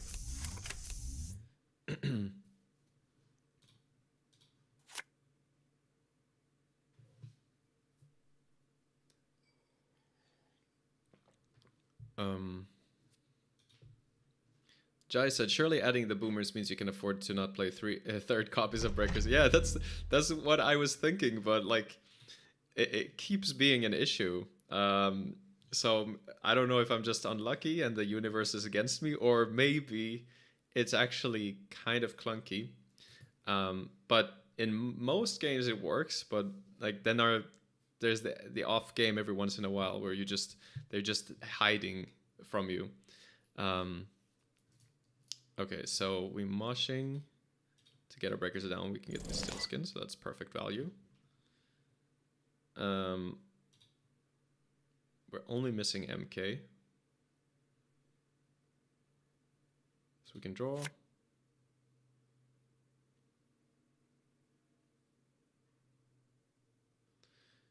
Maybe draw again. Get a dream net down, I guess. And pitch some breakers.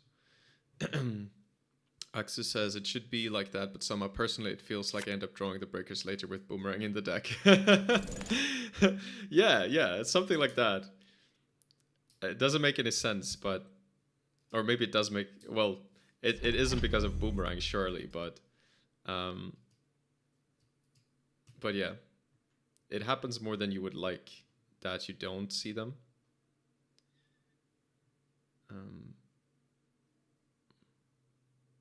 Okay, so this maybe needs an event.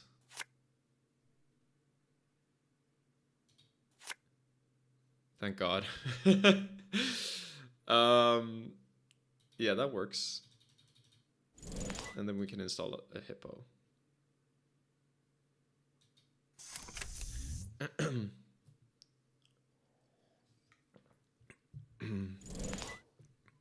I guess especially against decks that have enough ice to ice like all the centrals to stop you from getting DreamNet and Hoshiko draw. It takes a lot of time. But then again, in those matchups, you have more time to find the breakers than you would against like sports or something. And in those matchups, they basically never have the time to ice all of their centrals. Okay, Purge.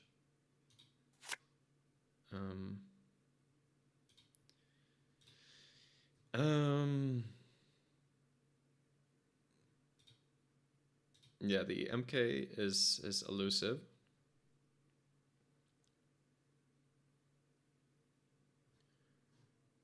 Can do a blind botulus install, which I don't always like to do, but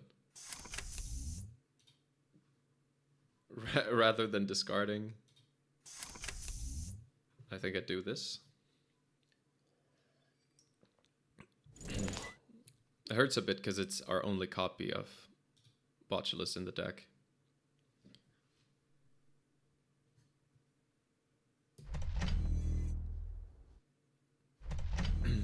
So Jai says, Patchwork is also a real good console for Boomer Hosh, but I accept that the numbers on Keiko are just too good, Sag. And Axis says 2 MU on Keiko feels illegal. Yeah, Keiko is really good, especially that it triggers itself. But the fact that it only gives the drip with companions does you know, make it a little bit worse. Okay, so we got an install here.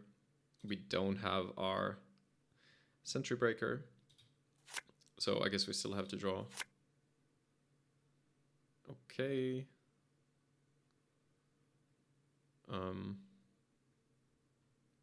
I guess we draw again, because I can pitch a Stargate and something. Yeah, no MK Ultra still, so we pitch a Paladin. I guess I can keep the... No, I guess if I hit a Snare or something, I want to have both Stargates.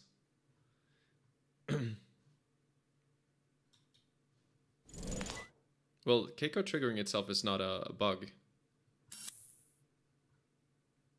Or, I mean, how do you mean it's been fixed? Like, it does trigger itself, because you get the money after the card is installed.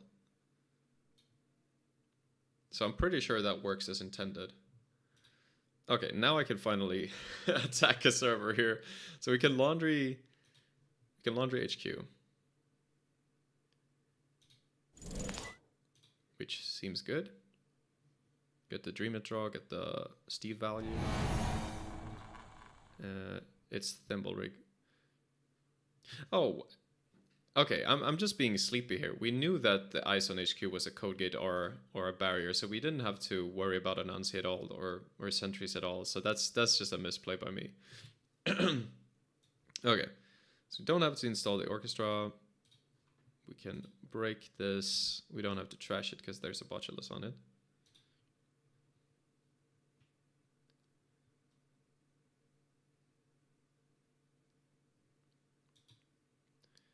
And we can get some cards back.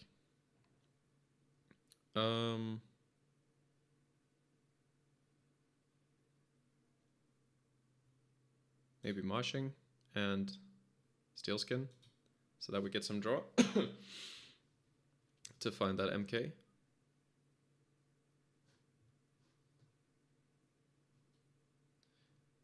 All right, and we saw ganked. Yeah. Playing a bit unfocused again. So yeah, we want to trash ganked because that's a really annoying card. And we can moshing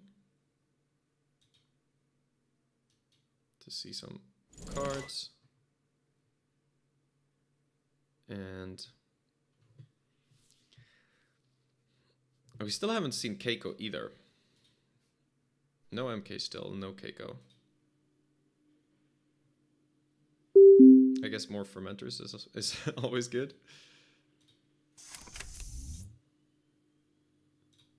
I don't think they can afford to purge right now.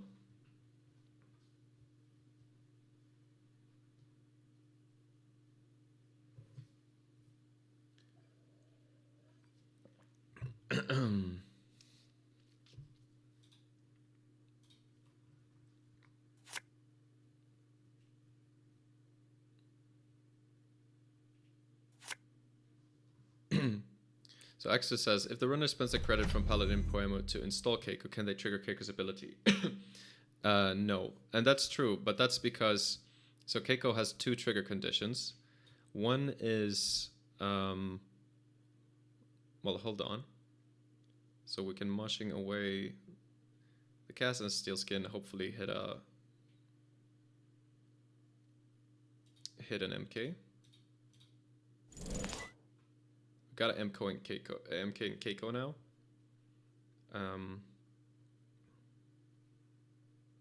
So we can go Keiko, Daily Cast, Pop Fermenter. I think that's really good.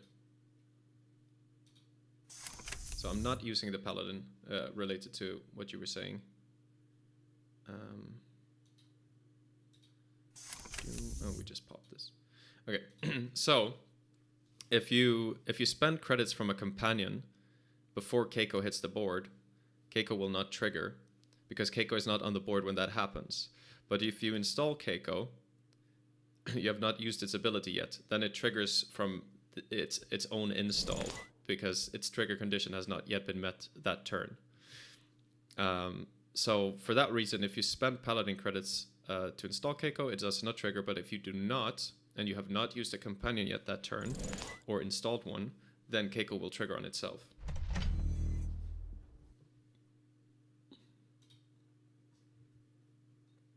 If that makes sense. Okay, so now we can Stargate, I think. Finally. Oh, I don't have MK in the bin.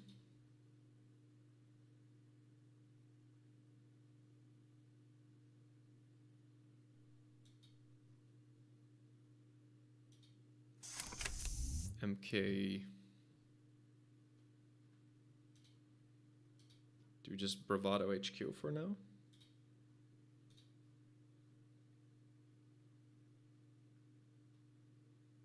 Get some cards.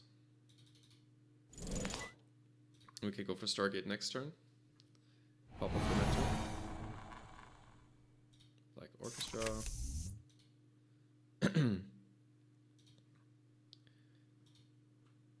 This is not worth hippoing, I guess. We can do it just to soften HQ, I suppose. We can still draw into more hippos. Okay. So we can just get Sure Gambles.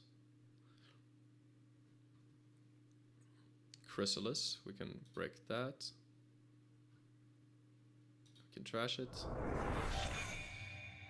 I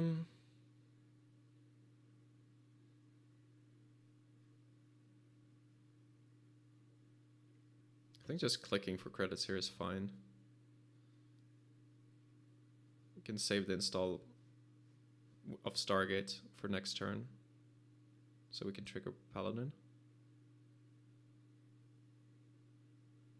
Let's see, we want to pop Fermenter, maybe we want to run HQ. Okay, actually maybe we want to pre-install this. So we can draw, install Stargate. Okay.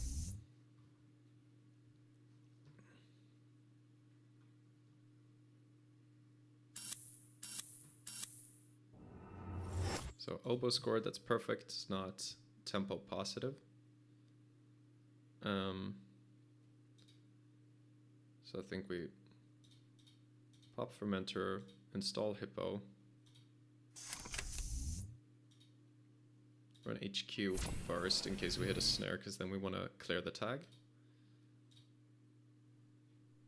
And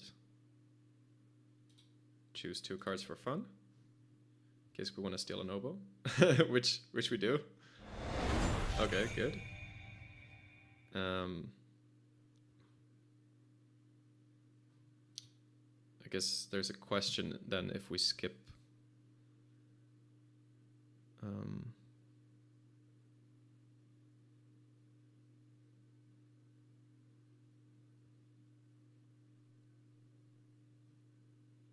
Wait, this is weird. There's 1, 2, 3, 4, 5, 6 memory, and it says I have a memory. I don't know why that is the case. That's weird.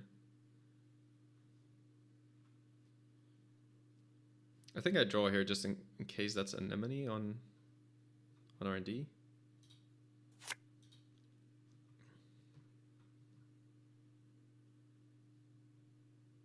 Yeah, because I was talking about before, if you have all the bin breakers and Stargate, you should only have room for a botulus. But the way it looks right now, I have 2 of them and a fermenter. Yeah, so this should take up 6 memory. I don't know why it isn't.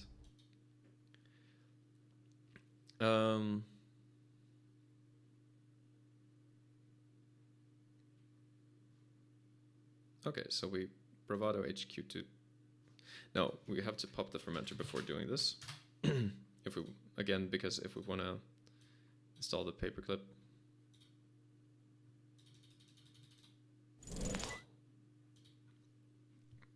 And this is so that Mamie doesn't trash itself. Well, maybe I shouldn't be concerned at this point because I have 47 credits, but...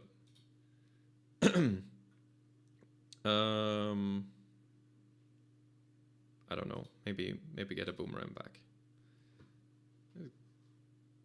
So we can break this chrysalis. And we can trash it. And we can Stargate. 52 credits is good. I think we're doing good. It's enough. Flowers Sermon. We can go in and steal that maybe.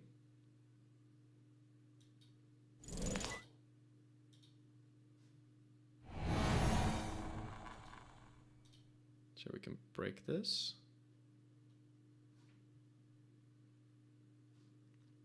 So next card they draw is NGO. And Paladin can trash an orchestra, I think. So we can just reinstall it next turn. Man, when it works, it's just an insane value train, is what Xiat is saying. Yes. The when this deck gets its rig,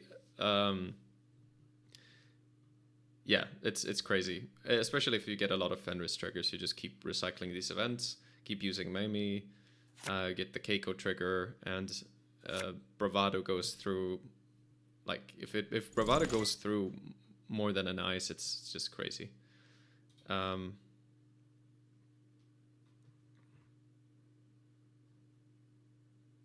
maybe here boomerang.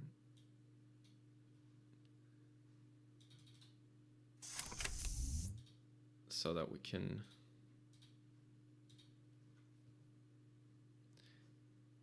it makes it cheaper regardless, and we want to be spending the the credits. Don't have to hippo this. A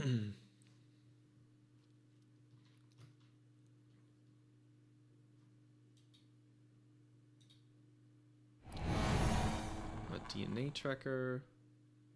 Okay, so we do want to break here. So we can break these two here with Boomerang and then break one more with the Orchestra. This taking net damage right now is bad. Okay, so send a message means we win now unless there's spin doctor in the remote. And that card has not changed, so this should be game. Yep. Good game. The value chain is working. And that's that was one of the games where it takes forever to find the breakers, but they were just not applying pressure fast enough. But you could see how it would be a problem if they were playing a faster deck or were scoring out faster. Then we could have a real issue there. So that is one of the weaknesses. One of the things that annoys me sometimes when playing this deck. You know, you have 2 copies of a card, but that doesn't mean it's not going to be in the bottom 10 of your deck. So, yeah, you get those games sometimes. Anyway, I'm going to take another short break, and I'm going to be back with, I think, one last game. So, see you all soon.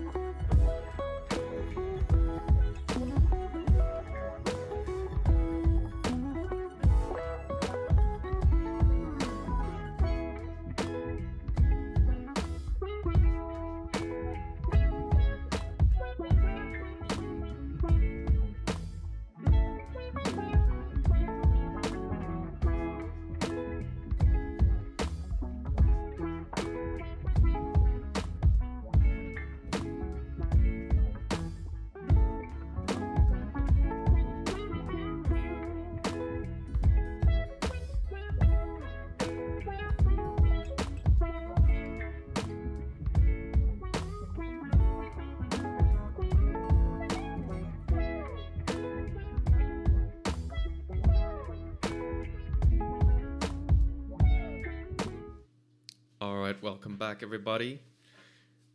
Let's do another game. There's one here. I'm just gonna ask if he's okay with streaming.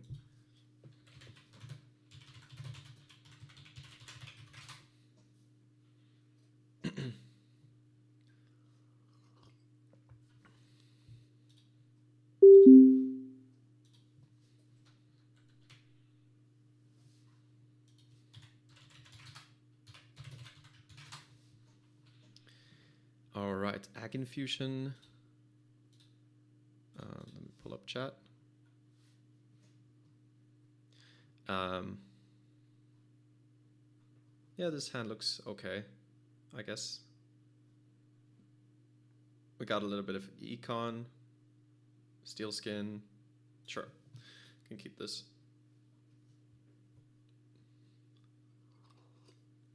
Of course, don't have to worry about running early against Ag. They typically play very slow style. Of course, there are many different Ag lists. One of the most popular ones, the Loki Ag, that tries to set up an unbreakable Loki with Trieste that you just keep booping them into with the ID. But regardless, you can't get hard-hitting news or anything, so just...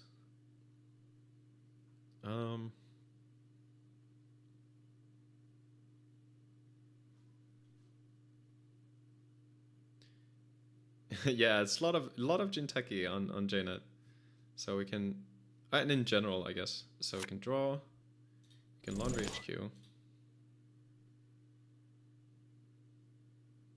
Big deal. Okay, that's good to know. That's 5 influence and 17 credits. Do we trash that? I don't really think so.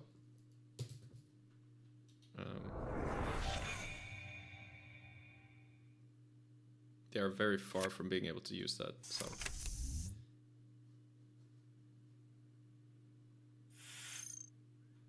Oh, getting closer. Okay. So I guess we need to play Steel Skin to see some cards. Okay, Keiko is nice. So we can Keiko. Sure, gamble and laundry or something, or laundry first in case we hit a snare. Laundry HQ. Do we trash it this time? I guess if they're spending all this influence on it, maybe we do.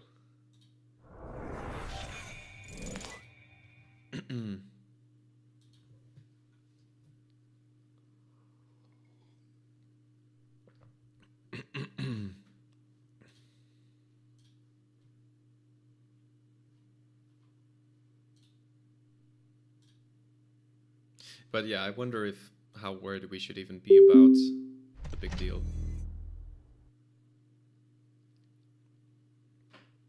Because if they play it and they go down to like 0 credits, then every single server is open for attack.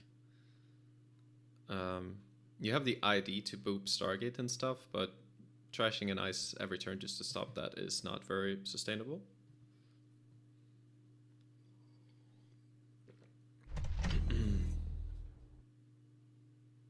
Okay, making multiple remotes. Oh, and divert power for value. Okay. Would love to get in and trash that Regolith now to stop the Econ. If that's an Anansi, we can actually just take the damage from it and be fine with that. And I don't mind losing any of the cards in hand too much. So I think I might actually go and try to get that. So that could make a big difference.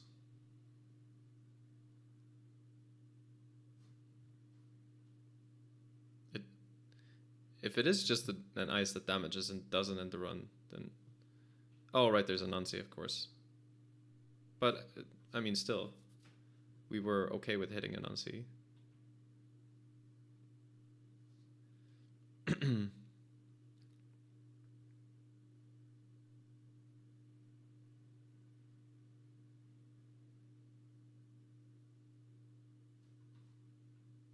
Because our hand is just clogged with cards we can't really use right now.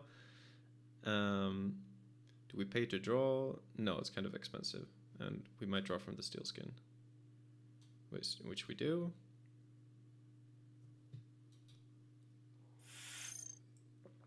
We lose Black Orchestra, Keiko, Bravado. Okay, Bravado, I guess, the worst thing to lose. Would have liked to lose more of the breakers, but that's okay. Shuffling back, big deal, and there's divert power. So we can draw. I guess draw and run and trash this. So now we can pitch the MK.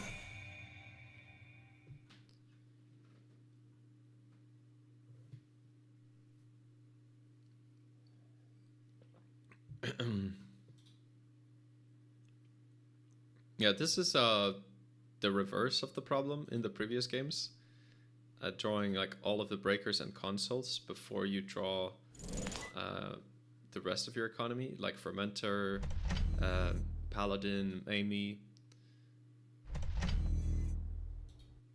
Well, still not too bad if we just... like getting a Moshing soon would be really good, so we can get rid of all these cards.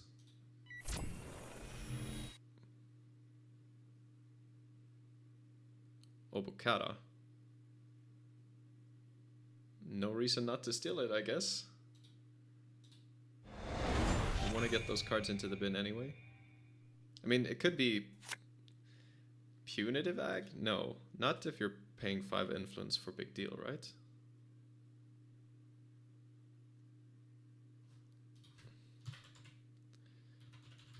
Okay, let's think about what if it is punitive, or is this just an attempt to score regenesis? So,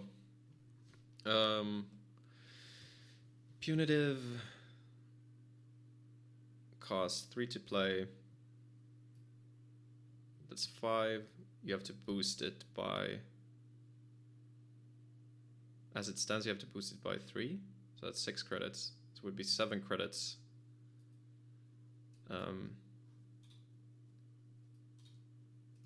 7 credits to deal 3. We could make it 8 by clicking for a credit.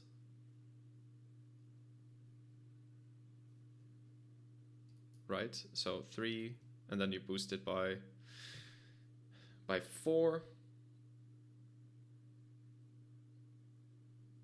Yeah. So that's, no wait, that's 7. So 14. So we could still get hit by that. So there's no point. So we just draw a card. So if it is double punity, we just die.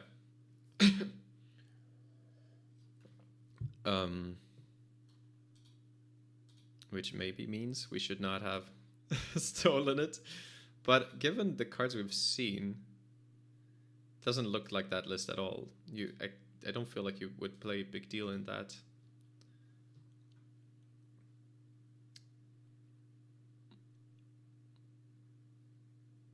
It just seems like a cheeky attempt to score a regenesis here. Right, yeah. Yeah, double punitive would be wild. I just always try to think about how you could die, right? Sometimes that could lead to playing around too many things, but you first think about, okay, what could mean I die, and then you see if it, like, do I actually want to make sure I don't die to that? Is it reasonable to play around that? I feel like we draw because we want to dig for those companions. Man. Yeah, again, getting everything in wrong order. Fenris.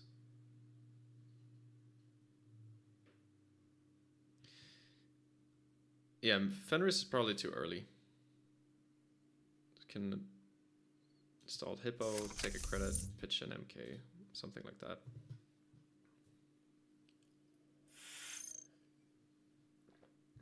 Oh, it's killing ag.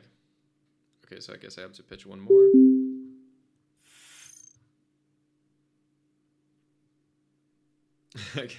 Like every deck is killing nowadays. Yeah. Yeah, if you draw things in this order, where you just draw the breakers, you don't get the moshing, you don't get the econ, the deck just looks bad.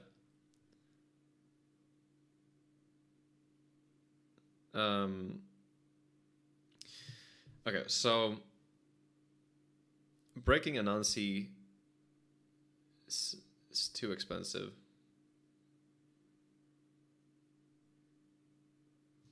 We could just go through the Anansi.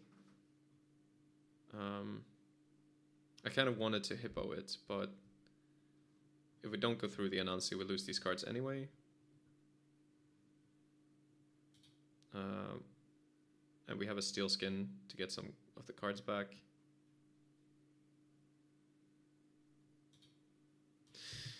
Of course, it's kind of annoying to let them rearrange their cards.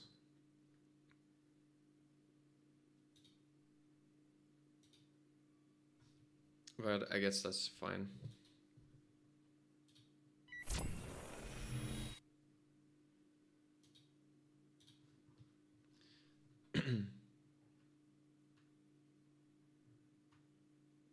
So we could finally see.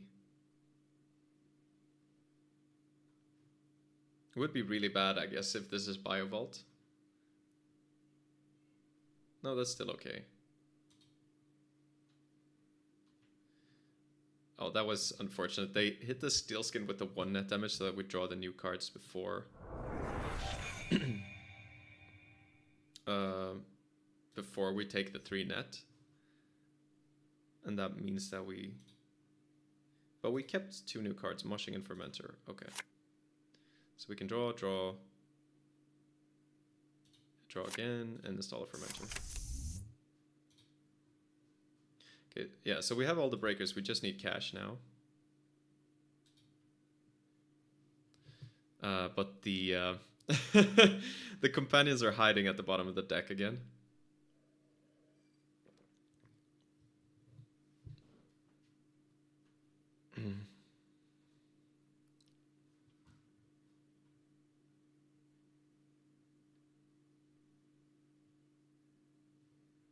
So they're thinking. All right. I'm thinking I will moshing here, even if it hurts a little bit, because we need to get economy. Otherwise, we're not winning this. Okay, so there's Paladin. So we can play Paladin and cast. Finding Paladin late is also very bittersweet, because do you even have enough cards to install to make it worth it? But I guess we could not install the Daily Cast this turn and play the Sure Gamble, and then we still have the ability to play the Daily Cast later.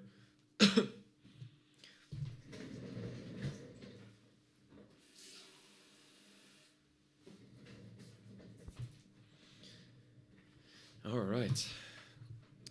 So at least we're threatening to hippo the Anansi now.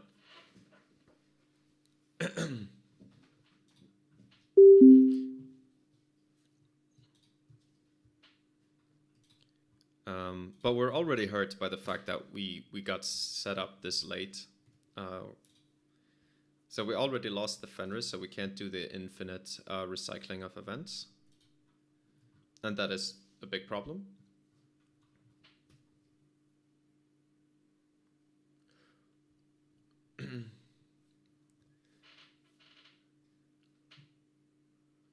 Yeah, getting blown out by double punitive, it's so rare, but it was around for so long that it's still something that's just stuck in my mind, that you have to think about this possibility.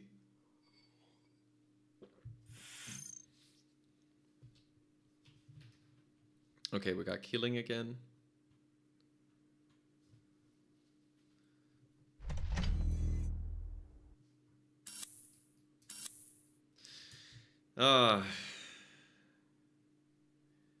Man, Killing is just no fun.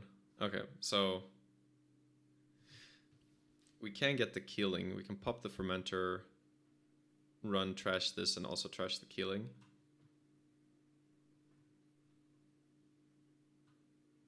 Of course, it's a bit of an early Fermenter pop. But trashing the Killing before they reinforce it is probably a good idea. So I'm gonna do that.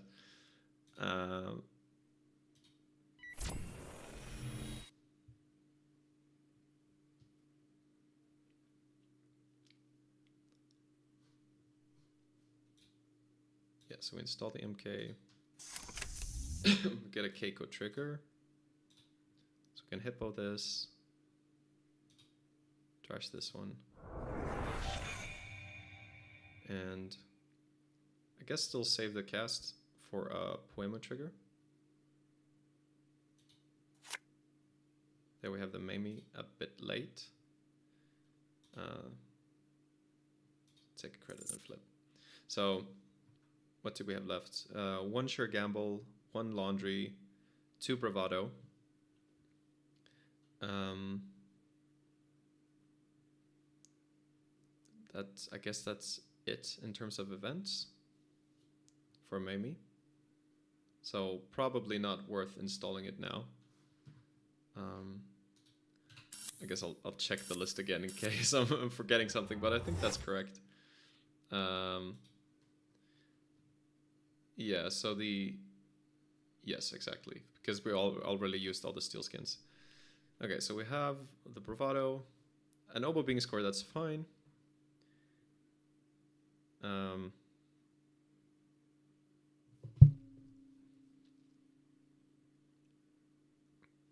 Yeah.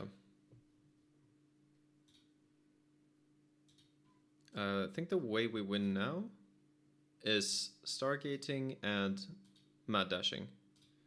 A 3-pointer. So we're gonna keep that in mind. Yeah, moshing would be okay if we had 3 cards we want to get rid of. We can start by running archives.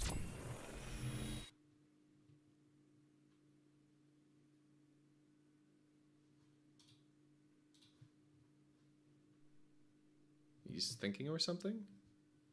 Not sure.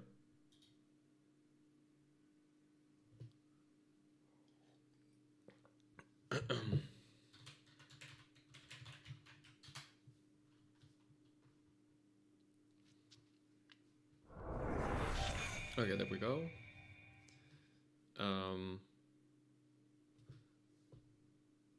Yeah, we just set up the fermenter, the daily cast, and take a credit. I think we don't try to milk the Poema for more, because we can still install the Hippo to get the trigger. We still have a few breakers left to install. We have the Stargate, so we want to get the drip going, I think. And it's important to get to a credit total where we can both break and play the Bravado, because that's a play we want to do at some point. Is it like Hippo, Bravado HQ?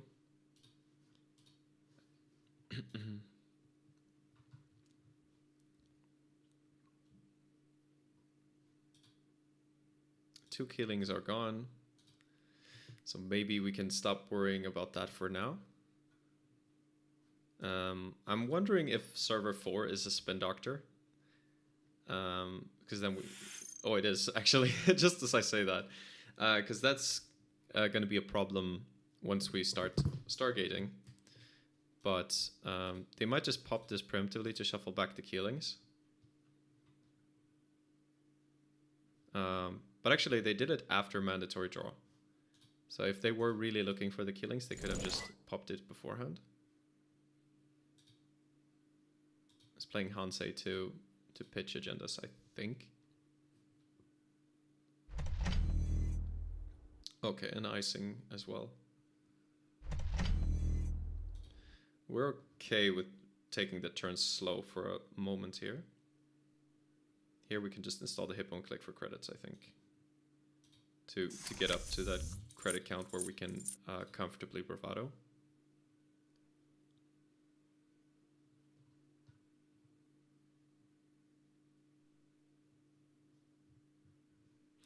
We are not there quite yet.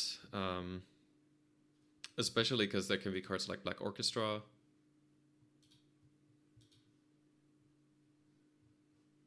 Maybe he's thinking about resing a killing. That would be quite crazy if he already drew all 3 of them, though. So probably not.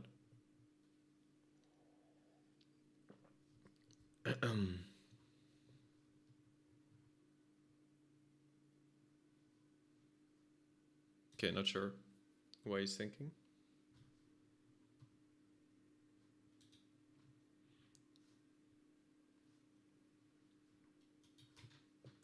Just gonna check he didn't disconnect or something. He might be thinking about whether or not to pop the Spin Doctor. Okay.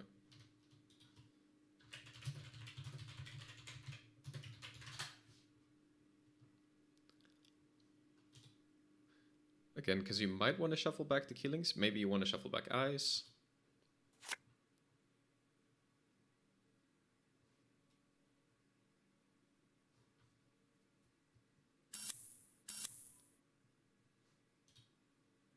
Okay. Yeah, this is interesting. Like, do we think we can get this? Probably not.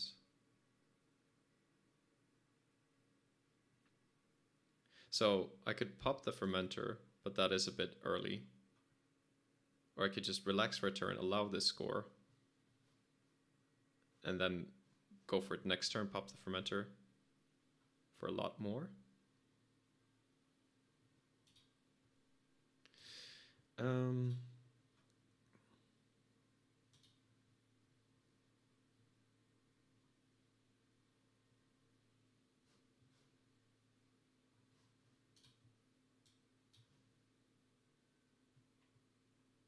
Yeah, I think that's the way to go. So we allow the score. Although, oh, okay, it was just an NGO, so it's okay. But I was considering actually, it could be on a hybrid release, which means if you get to 6 points, it's very easy to score out. So that's a quite a problem for us.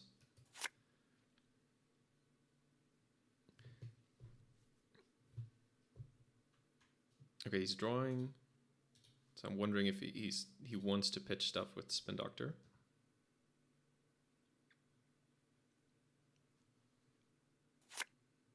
Would be very natural here to reinforce one of the servers with ice. Hippo makes it so it's hard to make to tax with ag though. So we have that going for us. Okay, so this is ticking up. So I'm thinking about Bravado on the spin now, because we have 16 credits. I don't think there's a card that he can res that punishes us heavily then. Anansi we can break, DNA Tracker we can break, Shiashi we can break. So I'm gonna go for the spin. And there's still... No, there's not another hippo in the deck. We've lost one of the hippos. Which could be a bit of a problem. Thimble Rig is okay, we don't mind that. We don't need to hippo this. So we don't hippo this. But we have to break it, so we don't really want to run HQ this turn. Because then the hippo cannot trash the ice.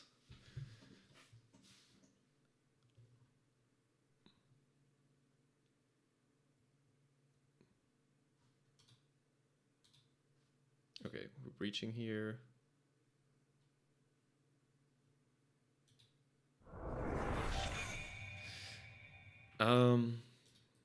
Not shuffling. That makes me wonder if this is a Regenesis play. It could just be a Regenesis play. Makes me want to turn the cards in Archives face up. Because I find it very unlikely that he didn't pitch agendas. I guess I'll pop this in case it's Maverus.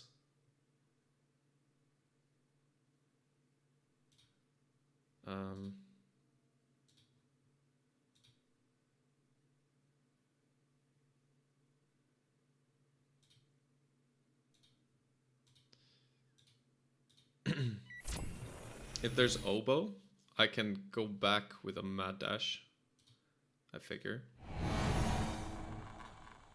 Or this card could be a Spin Doctor. Okay, there were no agendas. There's Kanjin, okay.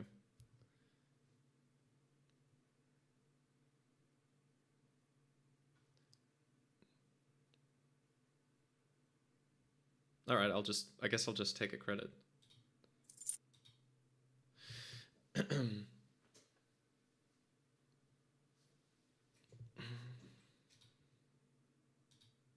But yeah, if there was Regenesis shenanigans going on, at least we stopped the possibility of that.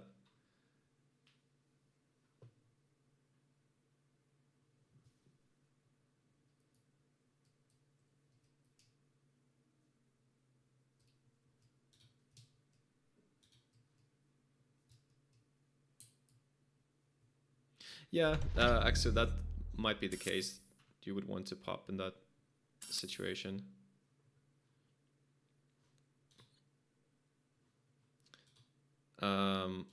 That's an agenda. That would be a very risky play.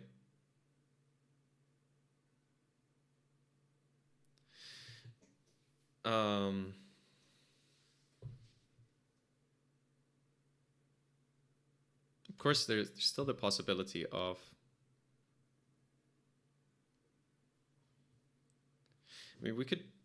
I guess we could check server 3 here with Bravado. If they boop us into Anansi, we can break it.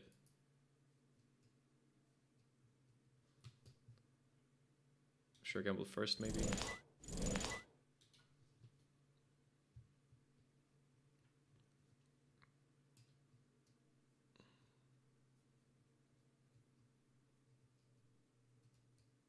In case we pass an ice and then get booped into the Anansi.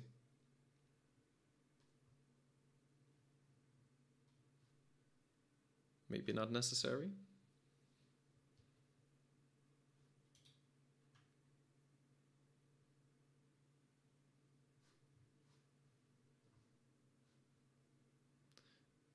Okay.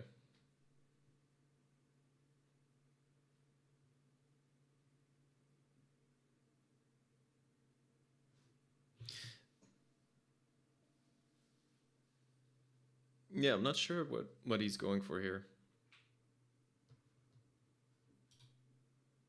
Well, I mean, we saw a big deal. So it's not a low-key ag. It can't fit the low-key in the rig, I don't think.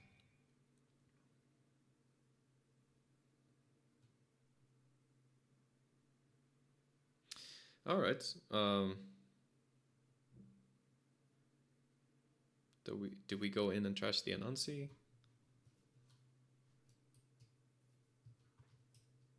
If it's an oboe, we can mad dash it.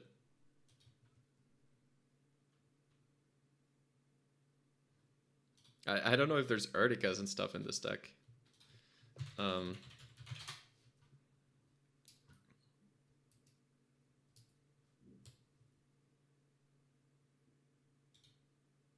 So do we just check it, or?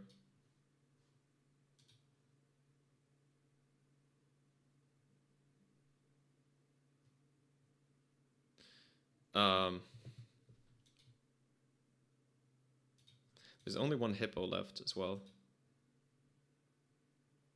How bad is an oboe being scored? It's not that bad.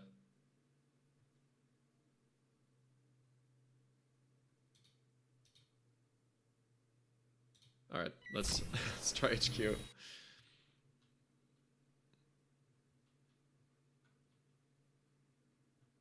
Yeah, if it's oboe, I can run back. Big deal, we can trash that. Okay.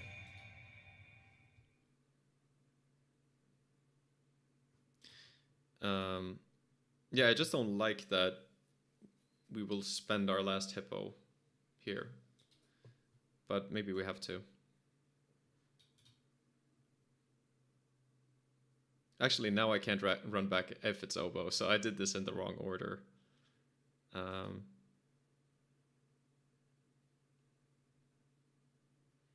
I guess we can hit HQ again. If it's oboe, then that's okay. Snare. Okay, yeah, I forgot about snare. Mistakes were made. And we lost the mad dash, so that's a big deal. No pun intended. And yeah. Now we are in trouble. Probably we just should avoid HQ at all costs.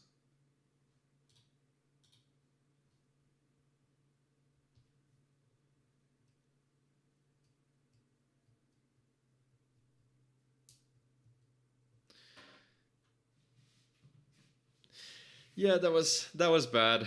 That was just bad.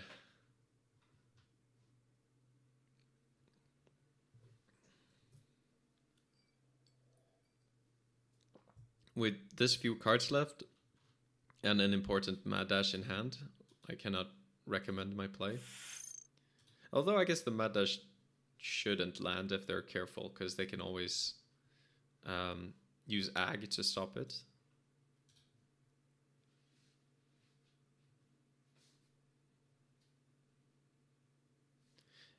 Yeah, I mean, the punish from the snare is just that we're losing the cards, unless they randomly play end of the line, which I mean they shouldn't. It's a very strange list because he plays Maryland campaign too. I guess because he can de-res it with divert power. Okay, so we kind of want to force the pop on the spin.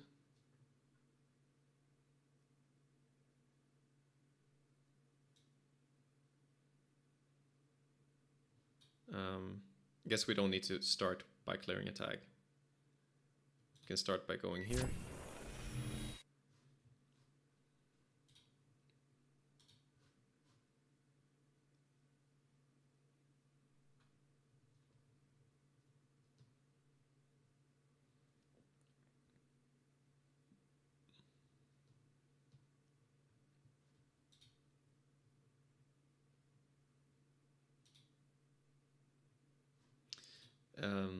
He has the benefit that I don't know what's in this list. I still don't know the agenda suite. Like, usually it will just be send a message. I don't know the last few points.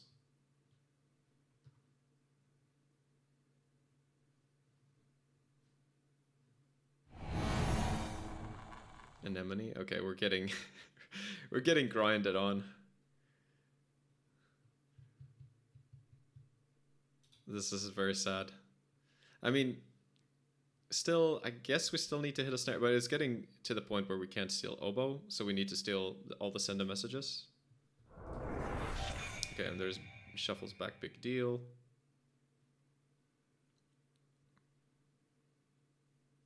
So we draw. Okay, so even if we draw now, we can't Stargate the same turn. Oh, I shouldn't have drawn. I would have gotten it from Hoshiko, so that was bad.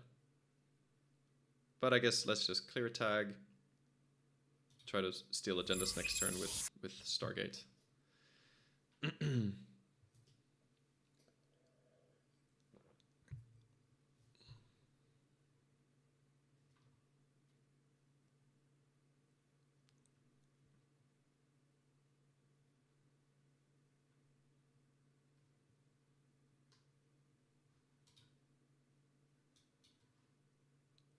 We might win on deck out if we can use Stargate enough times.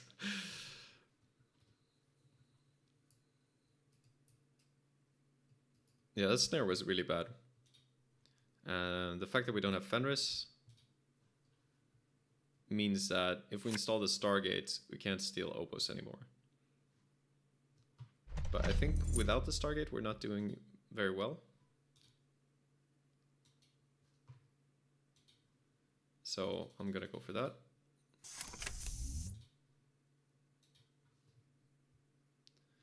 And this could, of course, be more Anemone.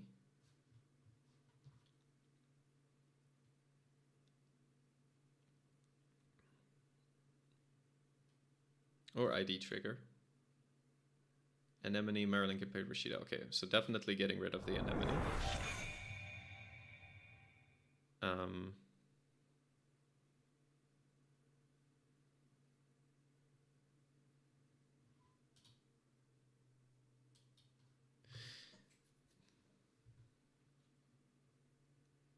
Stargate is weak against Ag.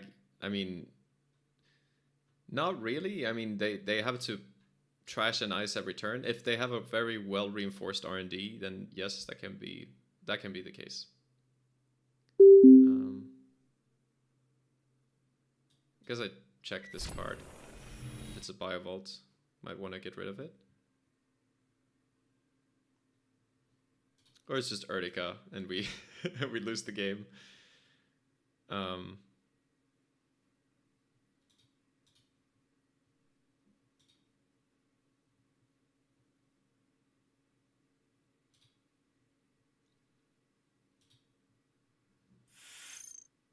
And Geo.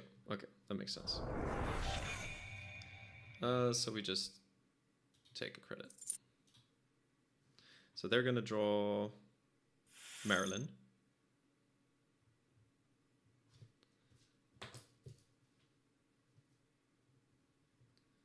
Man, this is the weirdest ag ever. So divert power on anemone is a way to grinding. And that's probably another Marilyn. And we know Rashida's on top.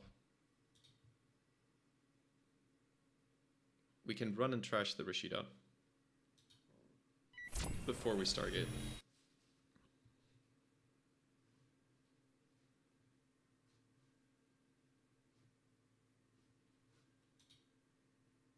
So we treasure the Rashida and then we Stargate. And then we want to see something like double send a message.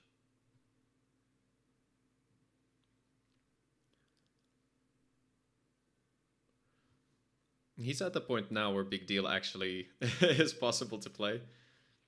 Not if you res an ice though. Marilyn helps.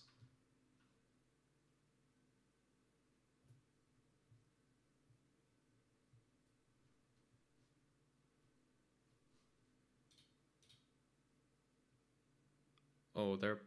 So we do have bacterial programming.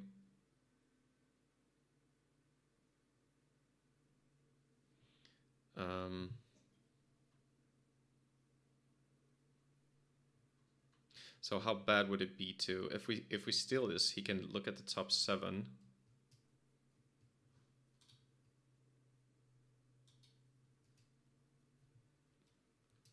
Get how many he wants into HQ.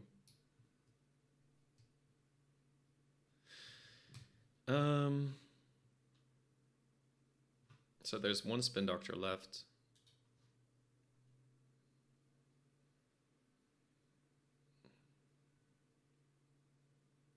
Or we could trash hedge fund and then take and just run R&D again.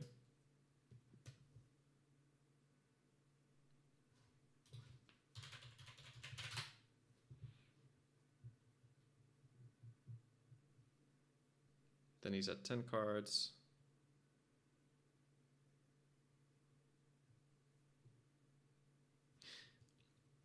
Well, basically, he can make sure that there's no agendas on top or add the agendas to HQ.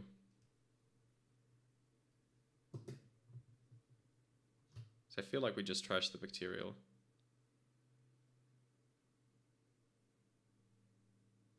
Oh, this is tricky. Go to 6 points.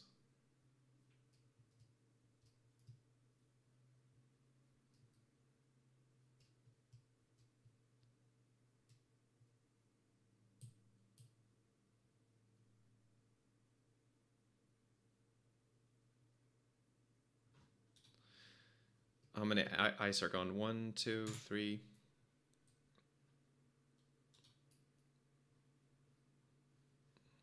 I feel like there should be so much more ice.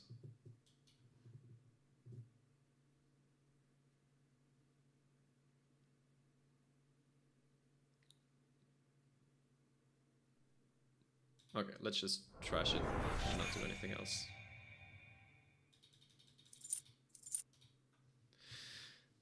Hope that there's no spin doctor in hand.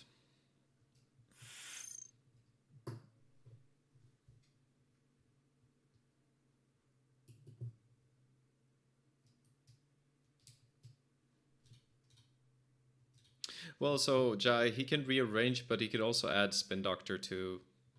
Well, I guess spin doctor doesn't matter that much if... Yeah, I don't know. Like, if we let him get an extra ice or something to reinforce R&D, this becomes a lot less sustainable. I'm not sure that what I did was correct, but...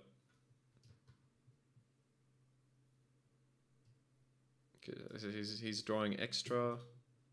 He needs to install an ice somewhere, I think. Or a card in a remote claiming to be a spin doctor. Okay, ice archives.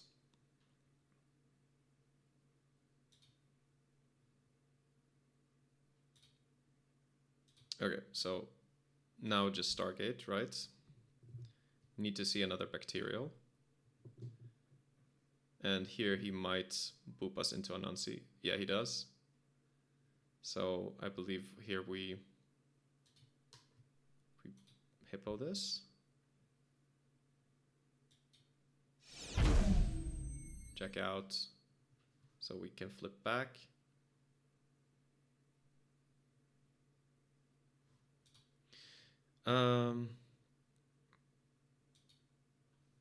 Could check R&D, but then we risk hitting snare.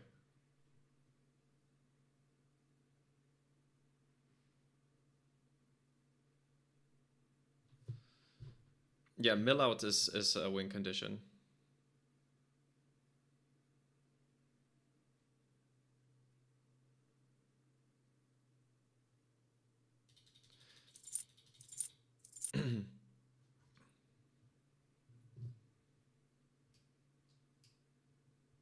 Because he so he has to protect R&D, then scoring out also.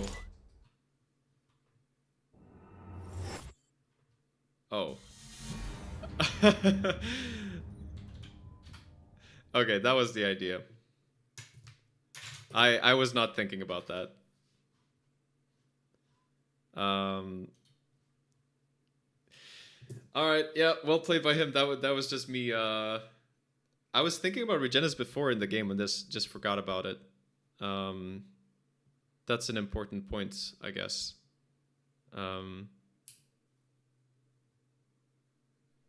Yeah, I suppose we should have figured that that was signaled when he pitched all that stuff into archives.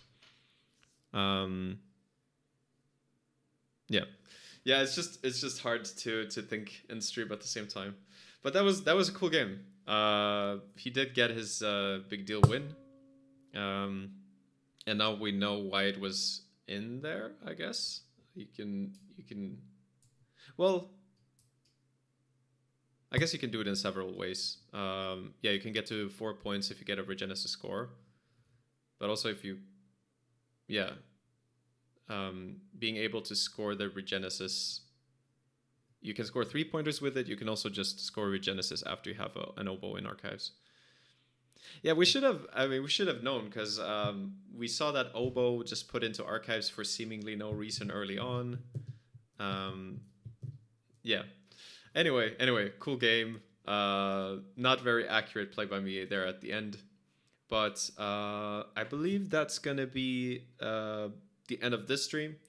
We had some fun games. And so again, about the deck, if we go back to the list, I think I really like the list. I think, you know, a lot of it is up to piloting. Sometimes you get screwed where you don't find your tools in time. So that could mean that it's better to play some other version of Reg Anarch. But I think this is a pretty decent list. Very scary late game if you get the pieces in the right order. So the Mamie and the Fenris to recycle the events. yeah, Jai. That was terrible. That was such a that was a disappointing end to the game for sure. But also just my bad. Like I should have known. Jai says, do you not like Takahiro? No, I do not because Taka is like really good late game, but before you're breaking with breakers, he's sort of a dead card, whereas Mamie and Poemo are cards that you can always use until you like literally run out of cards to play. Taka is something you want like when everything is established, but since one of the problems that you have is even getting all of your rig out, I prefer not to have Taka in here. But you can play around with it. But yeah, if you can, I guess in another version that might be a good idea.